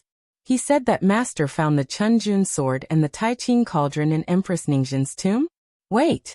She could not help but interrupt and asked, since Master found the Chunjun sword, why didn't he take it away at that time? Heaven and earth knew that the real Chunjun sword was now in her hands, and she was very sure that she did not get the Chunjun sword by chance, but a trap set by Qin Zheng. He kept her in the dark until the day she had the ability to see through the truth. But more than 20 years ago, Taoist Qin Zheng did not give the Chunjun sword to Yinhua. Instead, he kept it for 20 years and gave it to her. Why? She had always thought that Yinhua did not know that the Chunjun sword had been stolen from the imperial mausoleum by Taoist Qin Zheng 100 years ago. That was why he had waited for 20 years. But now, it seemed that this was not the case. It seemed that there was something wrong with her perception. Yushu looked at Yinhua suspiciously. She subconsciously felt that he was hiding something from her, or lying to her. Yinhua met her suspicious gaze and coughed softly. He clenched his fist and put it on his lips. He confessed, actually, senior brother, I lied to you about one thing. At this time, he actually called himself senior brother. Yushu's mouth twitched. She crossed her hands in front of her chest and straightened her back. Suddenly, she raised her aura. Yinhua looked at the sky. In the end, he felt guilty and could not look directly at her eyes. I lied to you and said that Master asked me to come to the capital to destroy the Book of Mystery Fairy Lu Ren just like you. In fact, Master did not ask me to destroy it. Instead, he asked me to bring the Book of Mystery Fairy to see him. I know that the Chunjun sword is in Master's hands. He did not give the sword to me, because he was worried that I would be tempted by the Book of Mystery Fairy. So he kept the Chunjun sword and had to destroy it with his own hands. I know that he resented the Dan royal family and the court. The reason why he wanted to destroy the Book of Mystery Fairy was to end all of this. I also hated the imperial power and hated the inhumanity of the Celestial Commissioner, but I was afraid that I would not be able to see the day when the Dan dynasty would be destroyed. So I disobeyed Master's orders and took away the Book of Mystery Fairy without authorization. I used its influence to cause the destruction of the Dan dynasty. To put it bluntly, he used Yushu and Shuirui. One of them was a person who could reverse the rise and fall of the Dan dynasty. The other was a talented general who could assist the Emperor Star in fighting for the world. He deliberately led the two of them to a dead end. Both of them rebelled and accelerated the destruction of the Yin dynasty. Now that the world has changed, the old country has been destroyed, and the past is over. I finally did not disappoint Master's orders. I have the face to bring the Book of Mystery Fairy Lu Ren to see him. Yinhua gave her an explanation. Yushu was expressionless, but she had mixed feelings in her heart. She finally understood why the Taoist Qin Zheng handed the Chunjun sword to her, but Yinhua did not know. Master regretted it. She told the truth. For the sake of a book of Xiannu Lu Ren, you almost destroyed your entire life. Perhaps Master had already expected it, but he still regretted it afterwards. What's more, he never thought that in order to take revenge, You would take away the book of Xiannu without authorization, enduring humiliation for so many years. Destroying the book of mystery fairy Lu Run was a pretense from the beginning to the end. The Taoist Qing Zheng's real purpose should be to use her to lure Yinhua out. Through her mouth, he told Yinhua that he regretted it. She originally planned to bring a secret along with her origin to the grave. However, at this moment, looking at Yinhua who had gone through the vicissitudes of life, she suddenly could not bear to say it. She decided to say it, even if it was another kind of cruelty. Senior, Master handed the Chunjun sword to me. I guess he must want to tell you that he has already let go of it. He hopes that you will not make a mistake again. Yinhua was stunned. The expression on his face became absent-minded. He slowly turned his head to look at Yushu. When he saw the pity in her eyes, he instantly felt bitter, as if seawater had been poured into his heart. He raised his hand to cover his face. He did not want others to see his embarrassment. It turned out that Master did not blame him. It turned out that he had made a mistake. Is the Chunjun sword in your hands? Yes, it is with me. Yushu did not say much about how she got the Chunjun sword. She thought that Yinhua would not listen to her now. Sure enough, Yinhua sat quietly for a moment before he got up and left. Junior, thank you for telling me the truth today. My mind is in a mess now. Let me go back and think about it.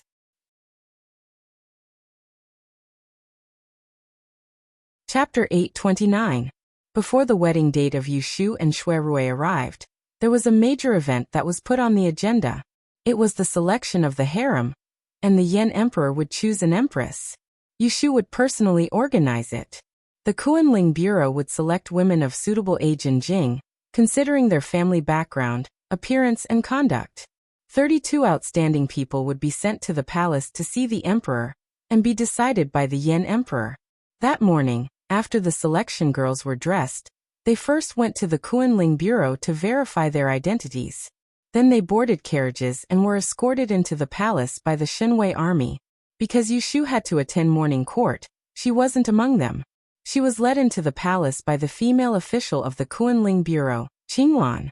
Of the 32 Xiongnu, there were 3 candidates most likely to ascend to the throne of empress.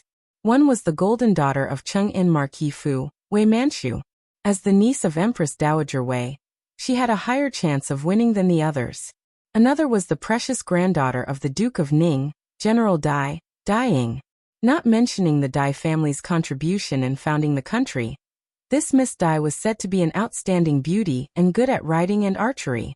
With the Yan Emperor's background, he should like this kind of girl. The last one was the Yan Emperor's teacher, the youngest daughter of the great scholar Ji Hada, Ji Jinjia. Ji Hongru was admired by the literati of the world. It could be said that after the Yan Emperor moved the capital to Jing, no literati of the previous dynasty died for the country. It was all because of his persuasion. As to who the final winner would be, it would depend on the Yan Emperor. He wasn't a weak ruler that relied on the support of the officials to sit on the throne. He didn't need to listen to the officials. He could make his own decisions. The beauties had to enter the palace through Xihua Gate. Getting off the carriage, they had to walk. Fortunately, it was a good time of autumn. Otherwise, if they walked all the way to the Hall of Supreme Harmony, sweating and ruining their makeup, how would they be able to enter the emperor's eyes? Situ Qinglan had been an imperial official for 5 years, and had entered the palace many times. She and the eunuchs sent by the Department of Rites led the way, passing through the side of the imperial garden without looking sideways. The autumn scenery was particularly enchanting. In the distance, the maple forest was like fire, and near them, there was a turbulent silver spring. There was a slight commotion among the group of women behind them, and laughter could be heard. Situ Qinglan did not stop them. She thought of the situation when she first entered the palace. She had never been in such a mood. At that time, she was trembling with fear, afraid that she would make a mistake. How could she care about the beautiful scenery in front of her? She turned her head and glanced at the group of teenage girls, her eyes filled with envy. She knew that one of them would rise to the top with a single step and become the empress of Great Yan Dynasty, the motherly model of the world. She could only sigh at her own fate. 6 years ago, when the Yan Emperor was still the Dongjing Wang of the north, his mother Wei Guoforan, who was now Empress Dowager Wei, brought her daughter to Jing and held a birthday banquet in the Wang Fu, using this as an excuse to choose a Wang Fei for Dongjing Wang, who still remembered that day when she had correctly guessed the 4 riddles of Wei Guoforan, seen the heirloom of the Jiang family, and had a chance to compete for the throne of Dongjing Wang Fei. It was a pity that it wasn't the right time and she missed this marriage. After she became the Celestial Commissioner, it wasn't that there weren't good families that came to propose, but she wasn't willing. She begged the Grand Secretary to tell a divination for her, saying that the marriage hadn't come yet, and wanted her to wait. She waited until now. She was 24 years old. If she kept waiting, when would it be? When Situ Qinglan's drifting thoughts reached the outside of the Hall of Supreme Harmony, she immediately stopped. She first had Eunuch Sun go in to pass on the message, and then heard the summons for her to come in to answer, leaving behind the 32 Xiuzha outside to wait for their names to be called. In the side hall of the Hall of Supreme Harmony, Empress Dowager Wei and the eldest princess had arrived first. They didn't see the other Feipin of the Hogong. It must be that Empress Dowager Wei cared for her niece, and didn't want her to lower her head to the low-ranking palace Fei, so she didn't let them come out. This subject kowtows in salute to Empress Dowager. May Nyang have 10,000 blessings and peace, Situ Qinglan first kowtowed. When Empress Dowager Wei told her to rise, she went to greet Princess Jiangya. She was slightly nervous. She didn't know if the Empress Dowager and the princess still remembered her. Empress Dowager Wei saw it was a female official with a flower-embroidered patch on her shoulder. Her head was lowered and her face couldn't be seen clearly, so she didn't pay much attention to her. She asked with a faint expression, "Where is the great advisor? Why did he send you?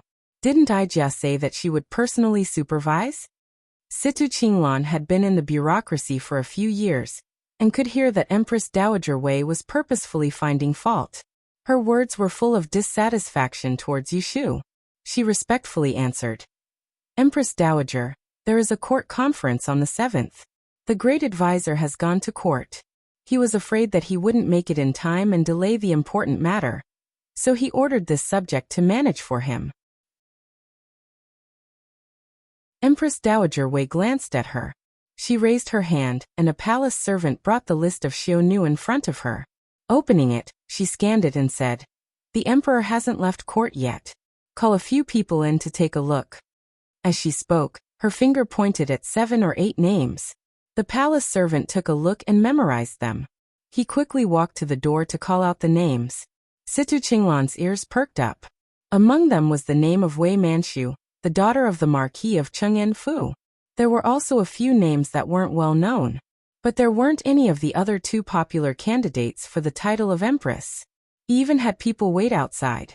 A procession of young girls gracefully entered the side hall and bowed. The hem of their dresses spread on the ground like flowers blooming on the branches. It was unspeakably pleasing to the eye. Situ Qinglan sneaked a glance and saw a smile appear on Empress Dowager Wei's face. Her expression instantly became benevolent. It wasn't as cold as it had been before, and seemed overly dignified. She looked at Jiangya. She was lazily sitting next to the Empress Dowager, looking disinterested. "Stand up." Situ Qinglan turned her eyes again. The first thing she saw was Wei Xiaojia with a face as red as a peach. 16 years of age, as delicate as a cherry that had just been picked. That pair of spirited eyes. With one look, it could be seen that this was a treasure that had grown up in a honeypot. "The emperor is busy every day and will come later. Since there's nothing to do, Ijia should find something to do. Ijia knows that you are all daughters of noble families. Which one of you is skilled in something? Why don't Ijia take a look?" The girls looked left and right. The first one to step forward was a sweet-looking young girl. When she smiled, 2 dimples appeared on her cheeks. She was very likable. "Empress Dowager, this one is Gu Qingchen. My father is the Minister of Works, Gu Jingshui. This one isn't talented, and isn't very skilled in the 4 arts. I did learn a technique to use the flute to play the sound of 100 birds. Please allow this one to show my incompetence." Maybe it was that older people liked this kind of lively and cute little girl. Empress Dowager Wei didn't have a cold expression because she stole her niece's limelight. She smiled and asked her, "Did you bring a flute?" Miss Gu nodded in response. She took the short flute hanging at her waist as a decoration. Putting it to her lips, she blinked her eyes and started to play. First she imitated the lark, then the oriole. Sometimes it was clear, sometimes it was melodious. In a row, she imitated more than 10 kinds of birds. It was amazing that she could pass off the fake as the real one.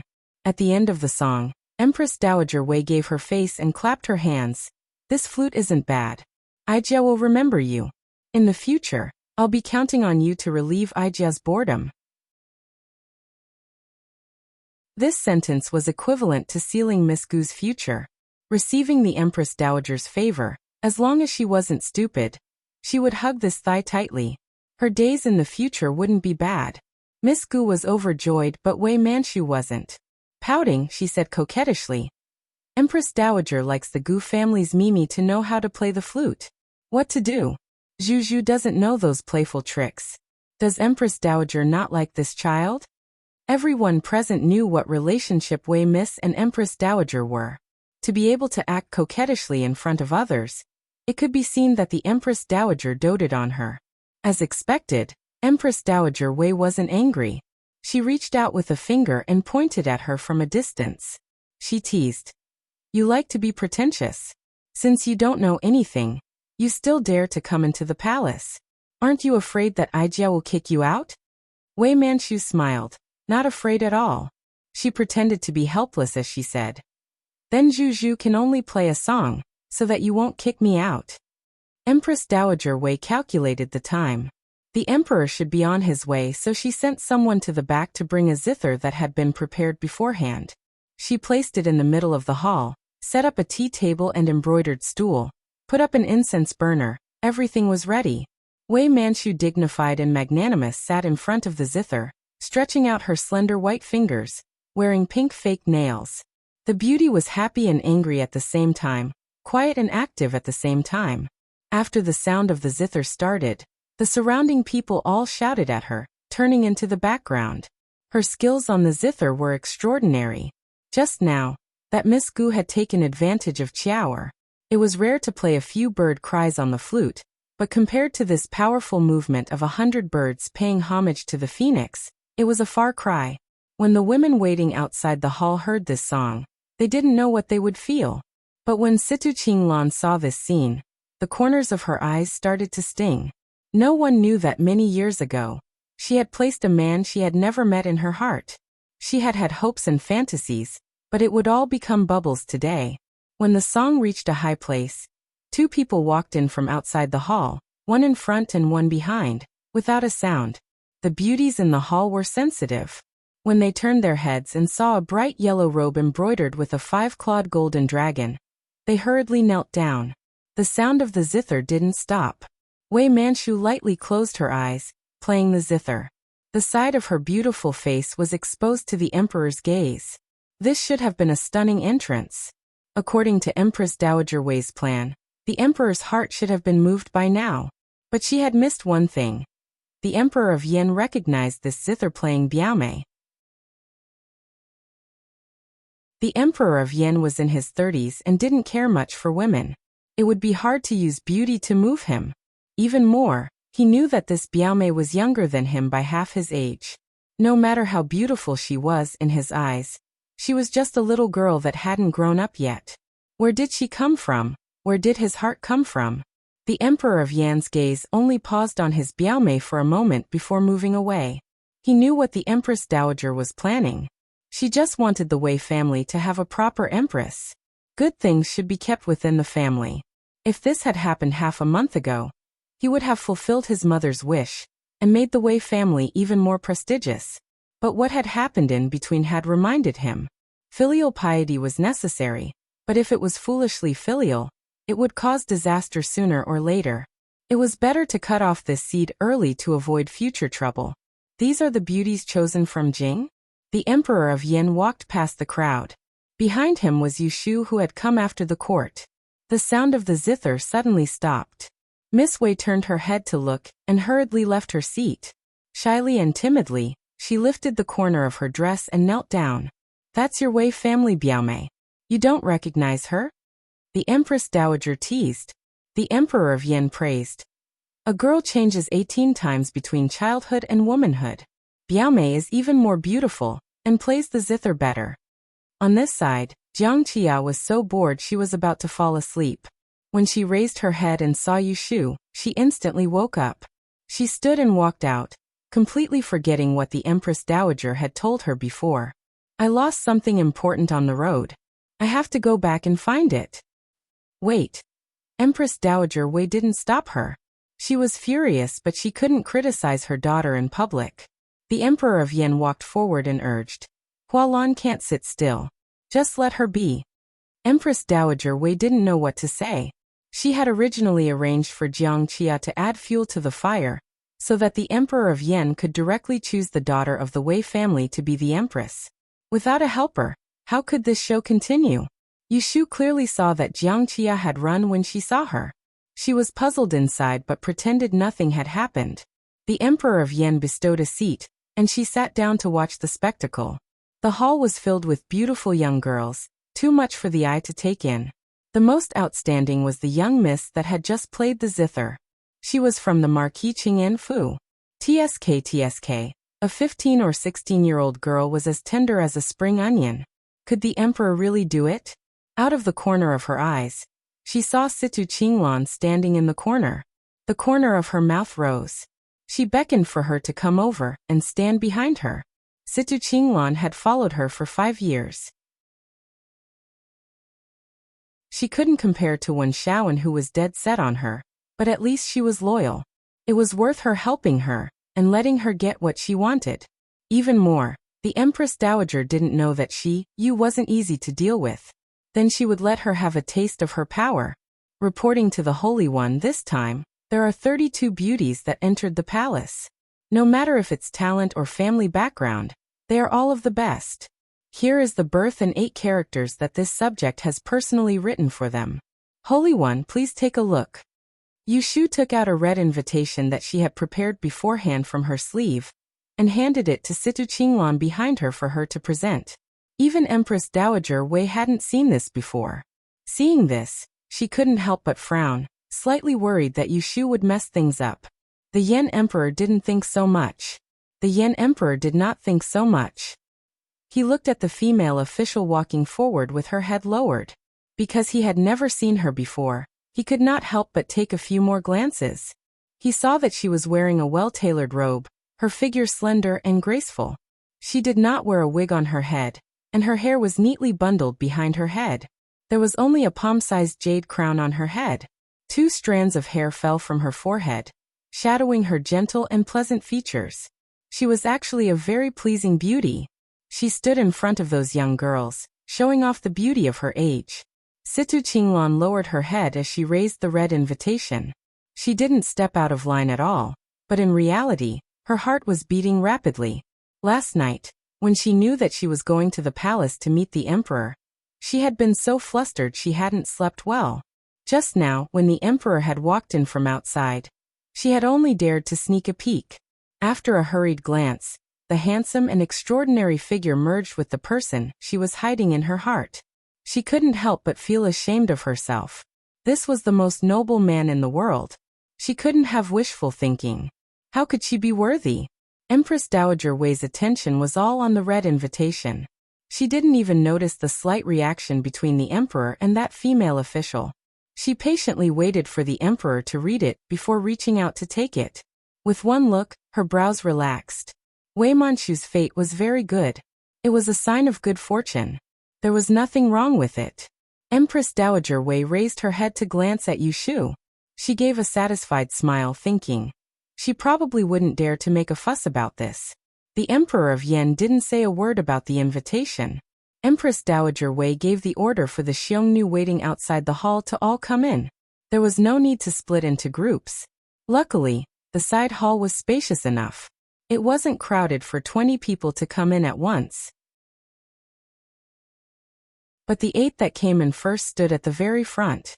The ones that came later could only stand at the back. This way, no matter how beautiful that daughter of the Dai family was, she wouldn't be very eye-catching among the flowers. The Xiongnu all reported their families and exchanged a few words. The Emperor of Yen recognized the people and had a plan. He turned to ask Empress Dowager Wei's opinion. There are so many people, this sun is dazzled. In your view, who is suitable for the position of Empress? Empress Dowager Wei clearly had a candidate in mind, but she couldn't be too impatient. Her son might be filial, but he wasn't someone she could control. She deliberated and said, "The Pearl of Grand Scholar Ji's family is virtuous and talented, and has an extraordinary bearing. The daughter of Duke Ningfu is lively, generous and intelligent. Your Jiujiu's Manchu is quiet and dignified, and has a long fortune. All of them are good, Ijia really can't choose." Which one did the emperor choose? The hearts of the three girls she called trembled, their palms sweating. They knew that the Emperor of Yan's next words could decide their fate. A short silence appeared in the great hall. The 32 Xiongnu all held their breaths, waiting for the emperor's decision. The Emperor of Yan's gaze flitted across the young and immature faces. He smiled slightly, saying, "Zhen still feels that to be the empress, the mother of the world, one's heart must be broad and able to tolerate others. Benevolent teacher is a great scholar of a generation. His daughter has been well taught, and will not disappoint Zhen. Come, send down the order. The daughter of the Ji family is virtuous and talented. Her bearing is generous. Zhen likes her.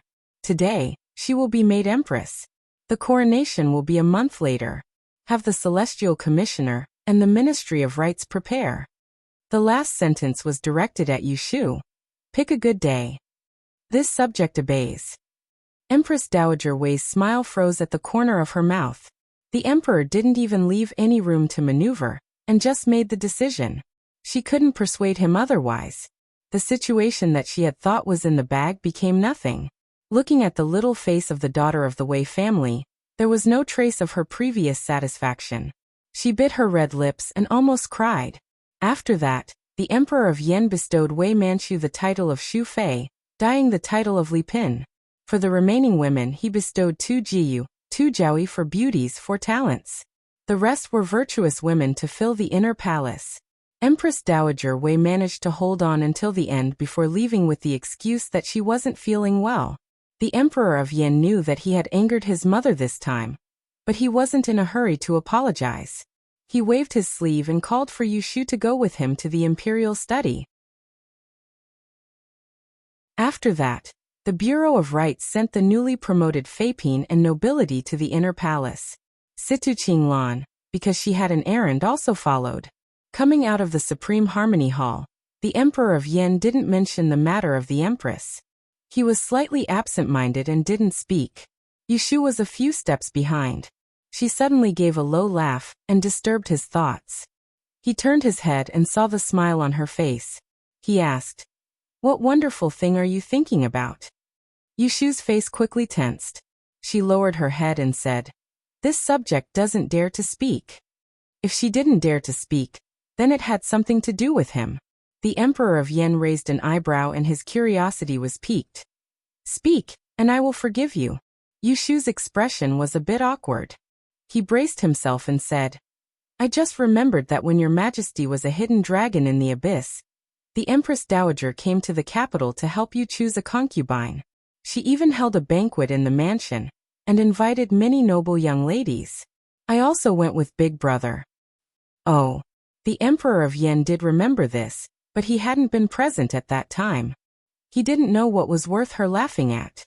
"Continue. What are you laughing at?" Oh, the Empress Dowager must have wanted to test one's character, so she gave 4 riddles. She said that one of the 4 riddles was the heirloom of the Jiang family. Whoever could guess it would get a prize. Cough cough, who would have thought that the so-called heirloom was a pair of cloth shoes? When people saw it, they didn't take it seriously. They all thought that the Empress Dowager was making fun of them. Yushu's point of humor was clearly here. The Emperor of Yen also laughed and asked her casually, "Then did anyone guess it correctly?" Yushu hesitated for a moment and said, "There is indeed one person. Speaking of which, this person is the one your majesty saw just now. She is the female imperial official in front of this subject." The Emperor of Yen suddenly stopped walking and turned around. Against the warm autumn sun, His expression couldn't be seen clearly. It's her. Is she married? This question was a bit redundant. At that age, she had both talent and appearance. She was probably married long ago. Not yet. Yushu lowered her head and didn't look at the emperor's expression. She explained a bit more. Her life is indeed a bit pitiful. Her parents passed away early, and she lived under someone else's roof at a young age. Later, she relied on her own hard work and passed the Dayan examination, and became a celestial commissioner. As a woman, I couldn't help but take care of her. Perhaps it was I who gave her a bad idea. She was good at everything and never agreed to anyone who proposed marriage. That's how it has been delayed until now. The Emperor of Yen listened patiently to Yushu finish talking about her life, and a strange feeling suddenly arose in his heart. A figure flashed in front of his eyes. At that time, he only felt that she was gentle and pleasing to the eye. Now that he knew that she was a woman who was gentle yet strong, he missed her even more. She hadn't married until now. Was it because of him? What's her name? He asked suddenly. Situ Qinglan. Yushu hid a smile in her eyes. He had to get closer to see it.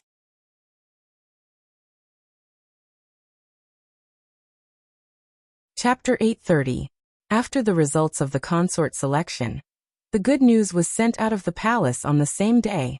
Kuanling Bureau also sent officials to each Fu to report the good news. Yushu personally went to Grand Secretary Ji's Fu. The Ji family had the first empress of the Great Yin. A great honor fell on the heads of the family. It was enough to bring glory to the ancestors. It could be imagined that the girls of the Ji family would become precious and hard to find. Ji Hongru had become the father-in-law of the country, and successfully entered the ranks of the imperial family. He was not a pedantic person. Otherwise, he would not have supported the Emperor of Yen to become the emperor. He was not like some of the elders in the court who disliked Yushu, this woman who came later. He was very polite to her, treating her as an honored guest and thanking her again and again. The old man was smart.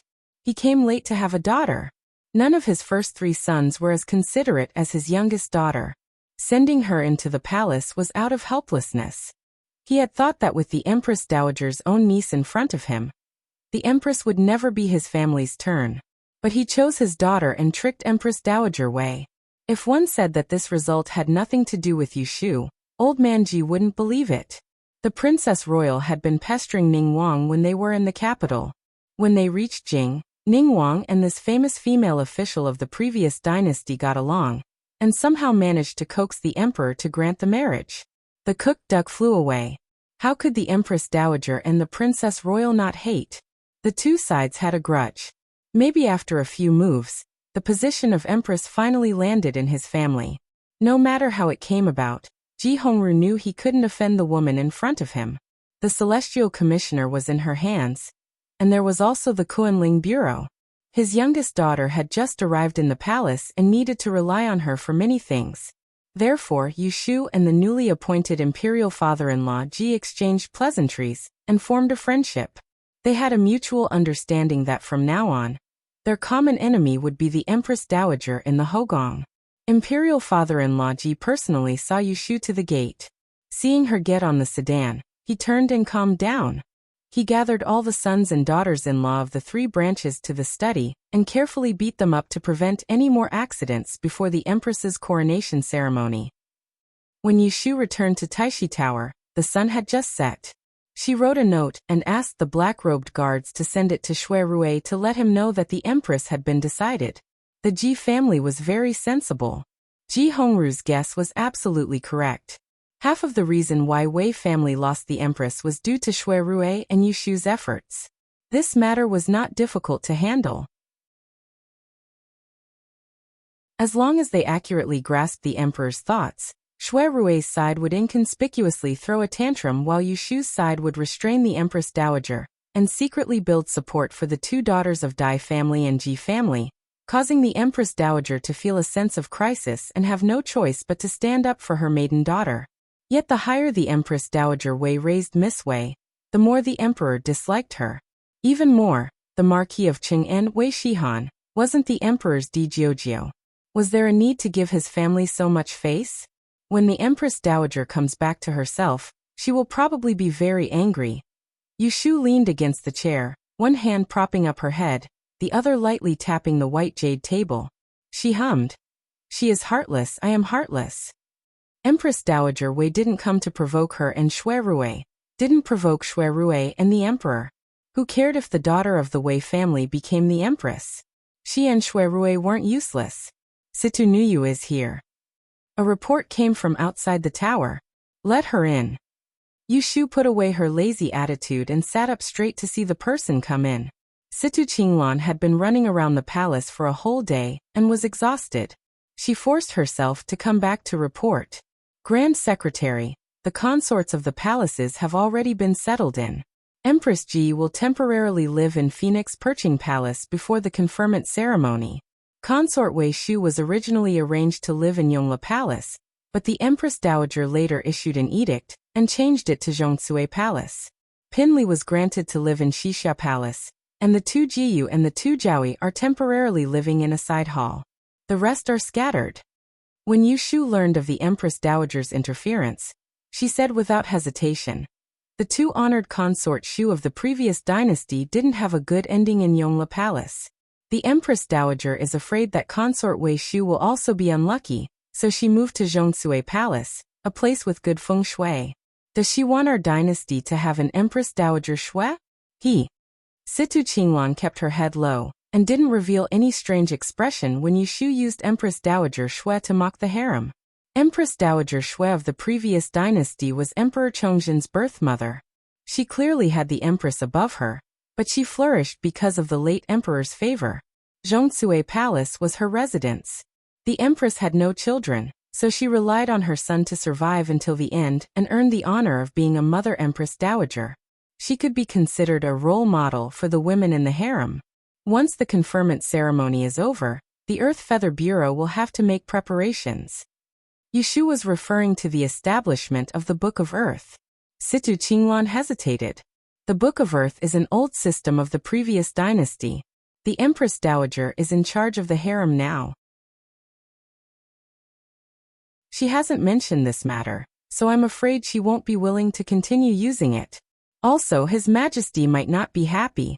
Commissioner Celestial Commissioner, you can make arrangements for him on your own. Yushu nodded.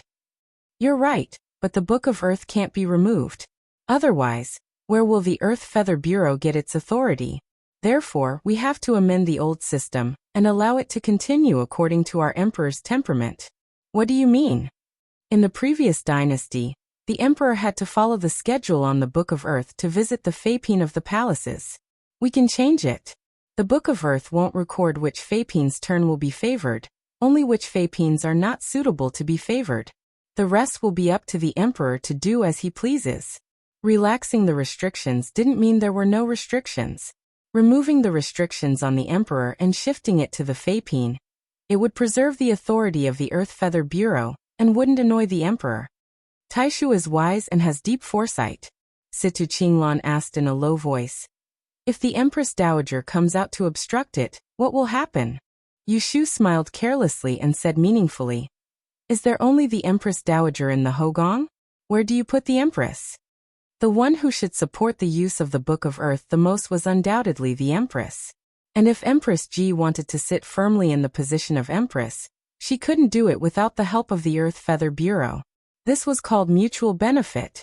It was more useful than any kind of face or favor. Situ Qinglan admired inside. Taishu's manipulation of power had reached the point of perfection. Empress Dowager Wei had really lifted a rock to smash her own feet by provoking this one. Since we've finished talking about official matters, let's talk about private matters. Yushu stood and walked down the steps to the tea table by the window. Pointing at the yellow rosewood chair opposite her, she called for her to sit down and talk. In the early years, I couldn't attend to you, so I didn't ask. Now that it's peaceful, I have to ask you, what are you going to do with your marriage? Are you going to continue to wait for your marriage, or find someone of equal status to marry? You can't just wait like this. Look at how hard it was for her to be the superior. She had to worry about the marriage of her subordinate. Situ Qinglan hadn't expected her to suddenly mention this, and it was after the selection of the Hogong's concubines. How could she not feel guilty? She opened her mouth and said timidly, I haven't thought about it yet. Yushu poured a cup of tea to moisten her throat before saying, then think about it now. I'll give you some advice. Situ Qinglan was silent. Others didn't know, but how could she not know? Taishu's great Dongming art was profound. It was useless to lie in front of her. She probably saw through her thoughts already. Qinglan. Yushu called her by her maiden name. Her tone was much warmer than when they were talking about official matters. When a woman reaches an age but refuses to marry, it's either that she hasn't met someone she likes or that she already has someone in her heart. Which one are you? Situ Qinglan lightly bit her lower lip. She lowered her head to look at her fingers on her knees. She paused for a moment before replying in a small voice. This subordinate already has someone in my heart, but I'm not worthy of him. I don't dare to have wishful thinking. Then don't think about it anymore. I urge you to give up on it as soon as possible. Situ Qinglan looked up at her blankly. Yushu said seriously, what?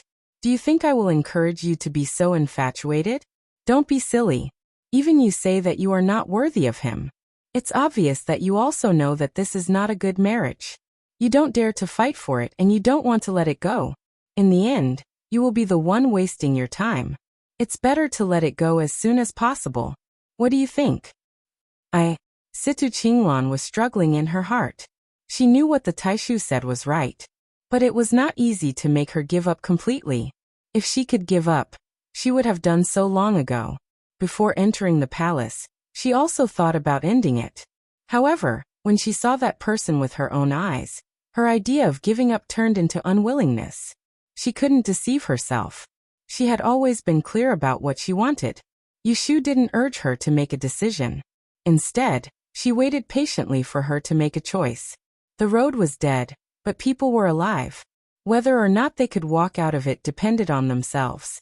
Taishu, Situ Qinglan's eyes turned red unconsciously. She buried her head and didn't dare to look at Yushu's face. She stood up and took a step forward. She knelt in front of her and gathered up her courage to beg. I want to enter the palace. Please help me. Yushu had expected this result. She still felt a little sorry for her. There were so many women in the world. They were like moths flying into a flame. Even though they knew they couldn't do it, when they met the person, they would still run into it. There are 3,000 beauties in the harem. The current emperor is not a man who indulges in women. You have given up your freedom and chosen the most difficult path. Yushu made it very clear. She hoped that she could stop before it was too late.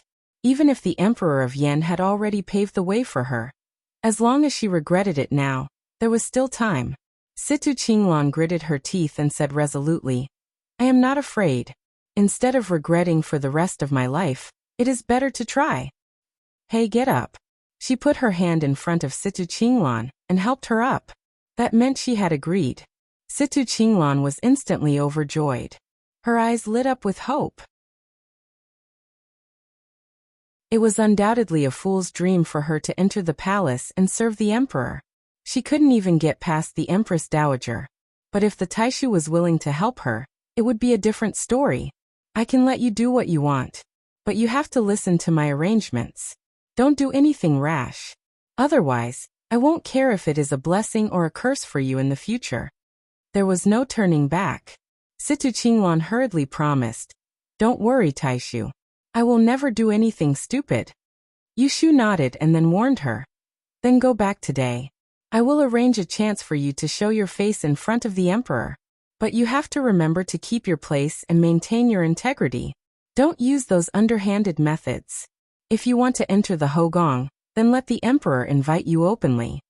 Empress Dowager Wei thought herself clever, and thought that no one knew a son better than a mother. She had picked those young and tender girls for her son. But only men knew what men liked. Shui had revealed to Yushu a long time ago that the emperor liked women who were as gentle as water, but couldn't be so soft that they didn't have a personality. Their age couldn't be too different. In other words, he liked women with femininity. That bunch of girls in their teens, what femininity did they have? Situ Qinglan's inferiority complex was just because of her age and birth. She didn't know that these 2 points were her strengths, and suited the emperor's appetite. As long as she knew when to advance and when to retreat, she wouldn't have to worry about the emperor's love in the future. And for Yu Shu, arranging for Situ Qinglan to enter the palace had other uses. The Empress Dowager was too bored. Then she would muddy the waters of the Hogong and trap her inside so she couldn't climb out. Taishu, Qinglan is extremely grateful for your recognition and help. If there is a future, I will repay you. Situ Qinglan solemnly promised. Yu Shu smiled. She didn't believe in revenge. People would change. She didn't expect Situ Qinglan to be so humble and obedient to her like now. She didn't expect Situ Qinglan to be so powerful one day. But she could guarantee that she would always stand higher than them, and would always need them to look up to her.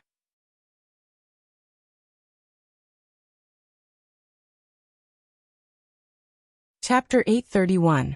After the great Yin established the capital of Tianjing, the situation in the court became more and more stable. However, with the Yangtze River as the boundary, the south showed signs of chaos. For months ago, on the eve of the fall of the Yin dynasty, the two Empress Dowagers and Empress Xiajiang took the young Crown Prince Luing to the palace in Luoyang to seek refuge. In the 8th month of the same year, the 6-year-old Luing was crowned emperor in Luoyang. The neighboring counties all responded, while Emperor Chongzhen, who was trapped in Tianjing, was unknowingly abdicated. The next month, the army sent by Emperor Yan arrived at Luoyang. It took them 3 days to break through the city. The two Empress Dowagers and Empress Xiajiang once again took the young emperor and fled for Fujian. 100,000 Yan soldiers split into 2 groups. One group chased them south, while the other group followed closely behind. The flames of war burned from Luoyang all the way to Jiangnan. In the face of the experienced Great Yan cavalry, the soldiers of the Imperial Guards couldn't withstand a single blow, let alone the volunteer army that had just been assembled. The remnants of the previous dynasty were defeated again and again until they surrendered without a fight. The young emperor and Empress Dowager Xiajiang also disappeared in the chaos of the war. The two Empress Dowagers Rui and Shui were captured and escorted back to the capital. At the end of the 10th month, Emperor Yan conferred the title of Empress to the world. Not long after the conferring ceremony, the imperial envoy Guan Yu returned from Luoyang, escorting more than 10 prison wagons to the capital. The prisoners were all remnants of the Imperial Guards, including Rui and Shui. Emperor Yan didn't blame them for the escape of the young emperor and his mother. When he received the memorial from Guan Yu for the southern conquering General Ma Penghui and the other generals, he approved it that night. The next morning, Guan Yu was appointed as the Minister of Justice, a scholar of the Hall of Martial Heroes, and a member of the cabinet. Ma Penghui was conferred the title of Count Yongyi, 100 taels of gold, and a Fergana horse. The others were rewarded according to their merits. Guan Yu became the favorite of the emperor. After the court, he was targeted by a group of people. For no other reason. This new scholar had just turned 30 this year. He wasn't young, but he was handsome and gentle. His wife died of illness when he was young, leaving him with only a daughter. He had no parents and no brothers. He was indeed a good son-in-law. The emperor had been conferred the empress. All the ministers in the imperial court had the idea of forming a marriage alliance. Whoever had a son or daughter, they would strike first to gain the upper hand. Thus, the morning assembly began. Guan Yu was surrounded by many people, congratulating him and trying to get close to him. Yu Shu and Shui Rui naturally wouldn't join in on the fun, nor did they need to curry favor with anyone. The two of them chatted as they walked out of Taiji Hall. When passing by this group of people, Yu Shu turned around and glanced at Guan Yu. Seeing his appearance, he immediately guessed what these people were planning and couldn't help but smile. Shui Rui saw her laughing at Guan Yu's pretty face and coughed. He said, "Don't be fooled by his scholarly and upright appearance. In reality, he is very cunning. When I led troops to take down Dingzhou, he was actually very cunning. This fellow followed behind and took advantage of the situation. He didn't even see a drop of blood, but he was able to gain military merits from the battle reports that were sent back to the capital. This time, he had also used flowery words to coax the emperor into sending him south as an imperial envoy. Following behind Ma Penghui to steal merits, he actually managed to sneak into the cabinet. Hearing this, Yushu knew there was an exaggeration in his words. If Guan Yu was really so unbearable, he would have taken action long ago to get rid of him. How could he allow someone to curry favor in front of the Yin Emperor?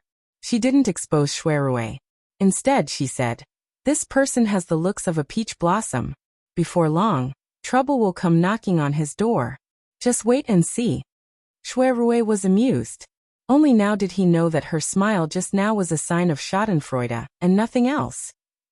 The two of them chatted and laughed as they left the palace doors. Shuirui could ride a sedan chair in the palace, but he was more willing to accompany her a bit longer. How could he not treasure the day and night companionship he had obtained after so much hardship? Today, Shuirui had asked her to go out for a stroll in the afternoon.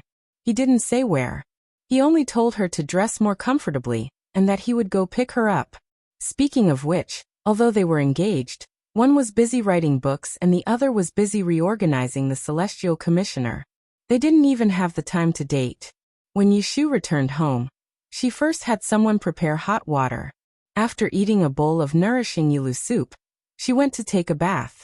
She only needed to sit in the bathtub and there would be servants to wash her hair, wipe her back, and massage her hands and feet. At this time of year, there was a fire dragon burning on the ground, so she didn't feel cold. In the early years, she wasn't used to having people serve her. But after she reached a high position, this habit slowly changed. It was really that she was tired enough outside. If she couldn't enjoy herself at home, then what was the use of working so hard to earn wealth and splendor? "When I go out later, I'll find some light clothes," she ordered.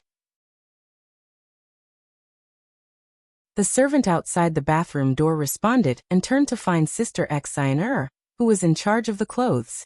When Yushu came out of the bath, she put on a woolen coat and returned to the bedroom through the small door. Xian had already tidied up the new clothes for this season. Even the boots and accessories were matched and placed in front of her. Yushu was not afraid of the cold this winter. It had snowed lightly the day before yesterday, and the sun had risen in the past 2 days. Yushu could withstand the cold but not the heat, so she asked the maidservants to put away her long fur coat and cloak.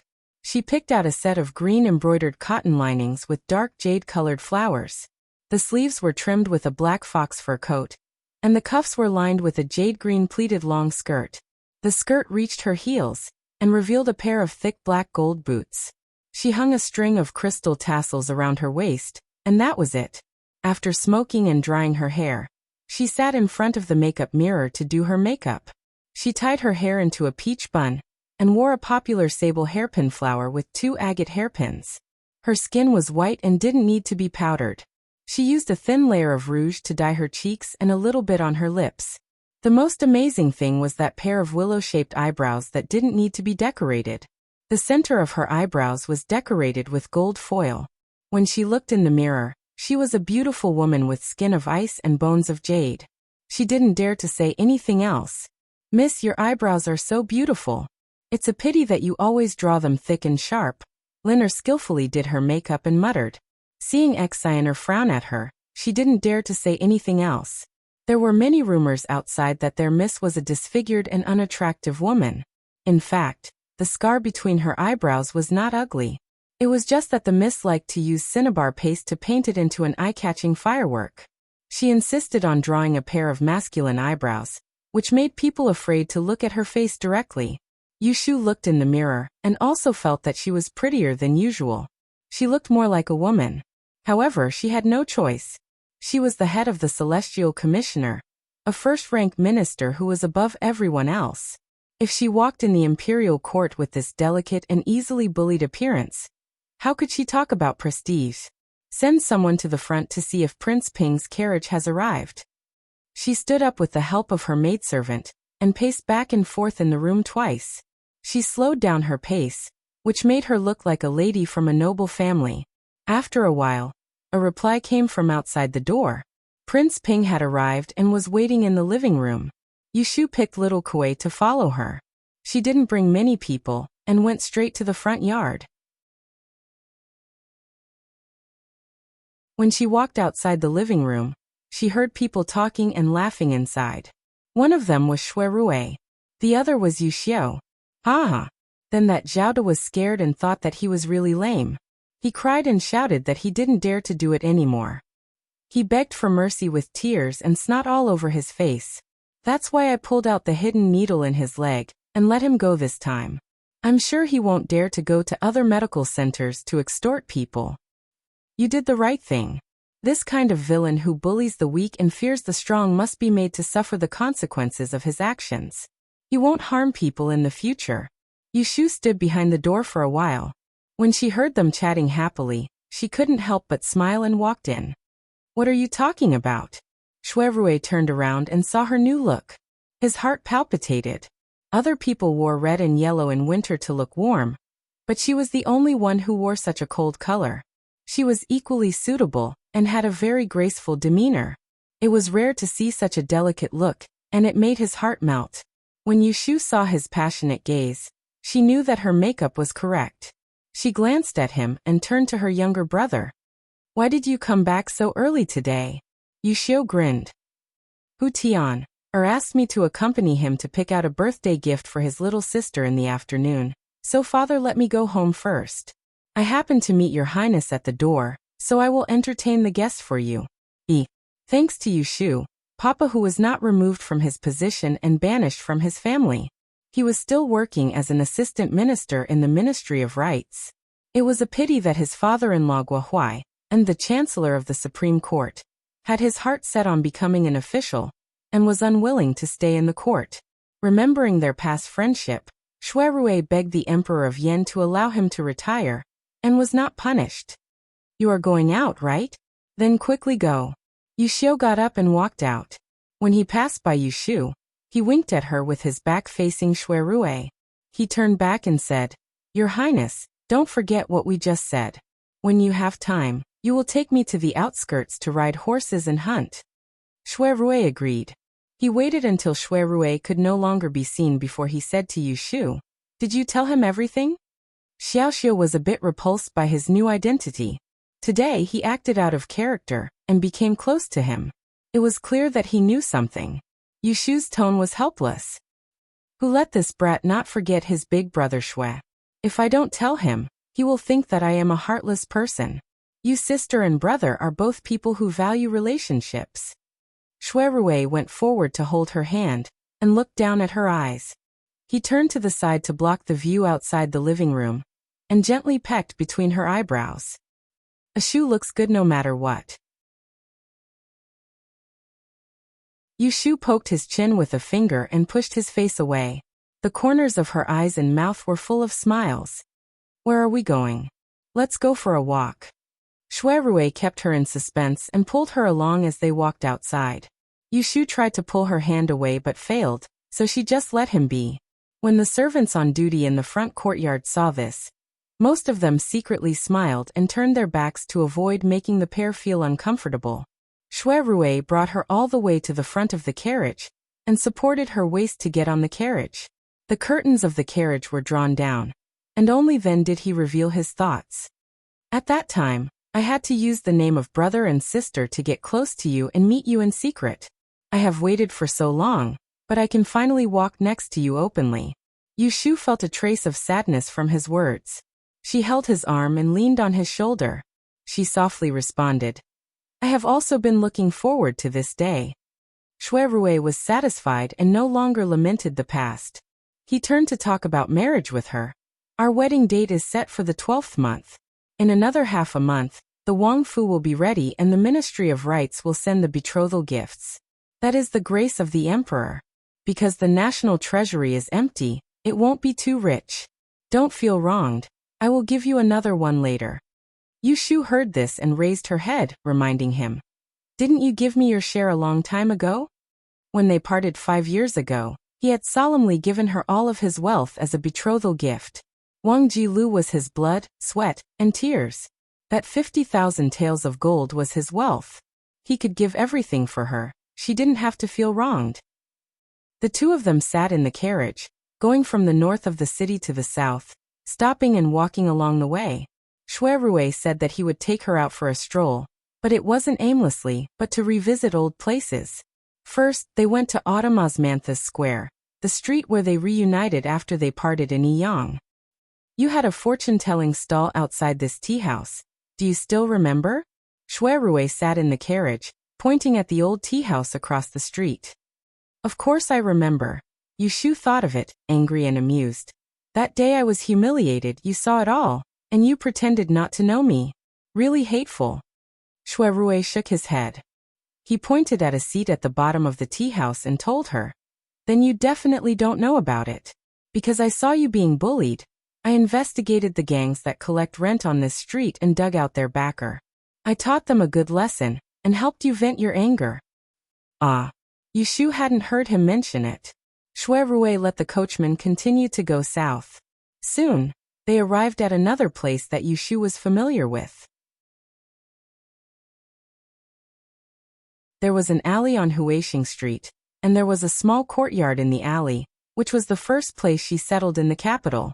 At that time, Shi Xiaoxiu, Jingchun and she lived together. And Xia Jiangmin lived under the same roof.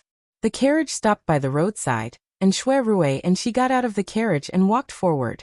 There were ordinary people living nearby, and suddenly they saw a man and a woman dressed in brocade clothes appear at the intersection. They all looked at them. Shui Rui and Yushu didn't care about the eyes of others, and walked past the crowded places. When they were about to reach the entrance of the alley, Shui Rui suddenly stopped, and Yushu walked past him 2 steps, looking back at him. What's wrong? Shui Rui faintly said. You must not know, during the time you lived here, every time I sent you to the entrance of the alley, I would see you disappear. I had to see you disappear before I was willing to leave. I always hoped that you would look back at me. At that time, her heart belonged to someone else. She avoided him. And if it wasn't for his perseverance, how could she wait for her to look back? Yushu was stunned, and from his short words, she could feel his disappointment and loneliness that day. Her heart trembled, and she blurted out to him. Isn't it simple? Just stand there and don't move. As she spoke, she retreated. She turned her back and took a step forward, then turned her head to look at him. Then, she turned her back and took another step forward, then turned her head to look at him. She continued like this until his face was full of smiles, so bright that it was not even as bright as the setting sun. After leaving Huixing Street, Shui Rui took her to the old residence where the siblings and Zhao Hui's family lived in the south of the city. They went to the Cheongyu building of the Twin Sons Association on the Spring Lawn River. They went to the Jade Lion Lake, where they went boating in the summer. Of course, there was also the Wangji building, where they pledged their love. Every time they went to a place, he could tell her something she didn't know, which made her feel moved and distressed. She was waiting for him, and more for his sincerity. When night fell, the carriage stopped in front of the Dinghua Hall. After dark, the temperature suddenly dropped. Shui Rui tied a cloak for her to keep out the cold, and led her into the inner courtyard. Zhongbo was waiting for them to come back. When he saw Yushu, he bowed and greeted. I haven't seen you for a long time, how are you? Yushu nodded to him, and said in a pleasant tone. Zhongbo has worked hard to take care of Wangya these days. Zhongbo smiled. It's not hard, it's this old servant's duty. The garden is ready with food and wine. Wangya and Miss, please go. Looking at their figures walking hand in hand, he looked very gratified. He could watch the eldest young master start a family in place of the dead master, which could be considered as repaying the kindness. The garden of the Dinghua Hall was different. There was a natural lake here, and the lake was very deep. On the lake, there was a stone bridge that was more than 30 feet long. Because the bridge was engraved with hundreds of birds flying, every night, the quiet lake would reflect the bright starry sky. The whole bridge was like it was built on the Milky Way, so it was jokingly called the Magpie Bridge. Unfortunately, there were few stars tonight, and there were no lights on the bridge. The lake was dark, so they couldn't see the beautiful scenery of the Magpie Bridge flying in the sky. In the waterside pavilion by the lake, there was a table of exquisite food and wine. There was a fire in the 4 corners to warm them, and 2 bamboo curtains hung down, blocking the east wind, so people didn't feel cold at all. With the silver moon accompanying it, it added a lot of interest. I propose a toast to my eldest brother. I wish you good health and success in your dreams. Yushu filled the cup and offered it to Shui Rui. Shui Rui held her wrist but didn't take the cup. His eyes flickered, and he said embarrassedly, "Although I like to hear you call me eldest brother, it's not intimate enough, and it'll be even more inappropriate when we're husband and wife. Can you change the way you address me?" Yushu was deeply in love with him, so she went along with him. "Then what should I call you?" Shuirui pretended to raise his head and thought for a while. Then he said in distress, "Now that I've changed my name, it's not appropriate for you to call me Qingbi. Then should I call you by your current name? Shining?" Shuirui shook his head. "This is the name my birth mother gave me, so I can't help but feel sad. I don't want you to call me by this name. Why don't you give me another courtesy name?" "How can I do that?" Yushu didn't know whether to laugh or cry when she heard his nonsensical words. "Isn't this nonsense? Courtesy names are bestowed by elders. How can you just randomly give it to someone else?" Unexpectedly, Shuirui was serious. His expression didn't look like he was joking at all.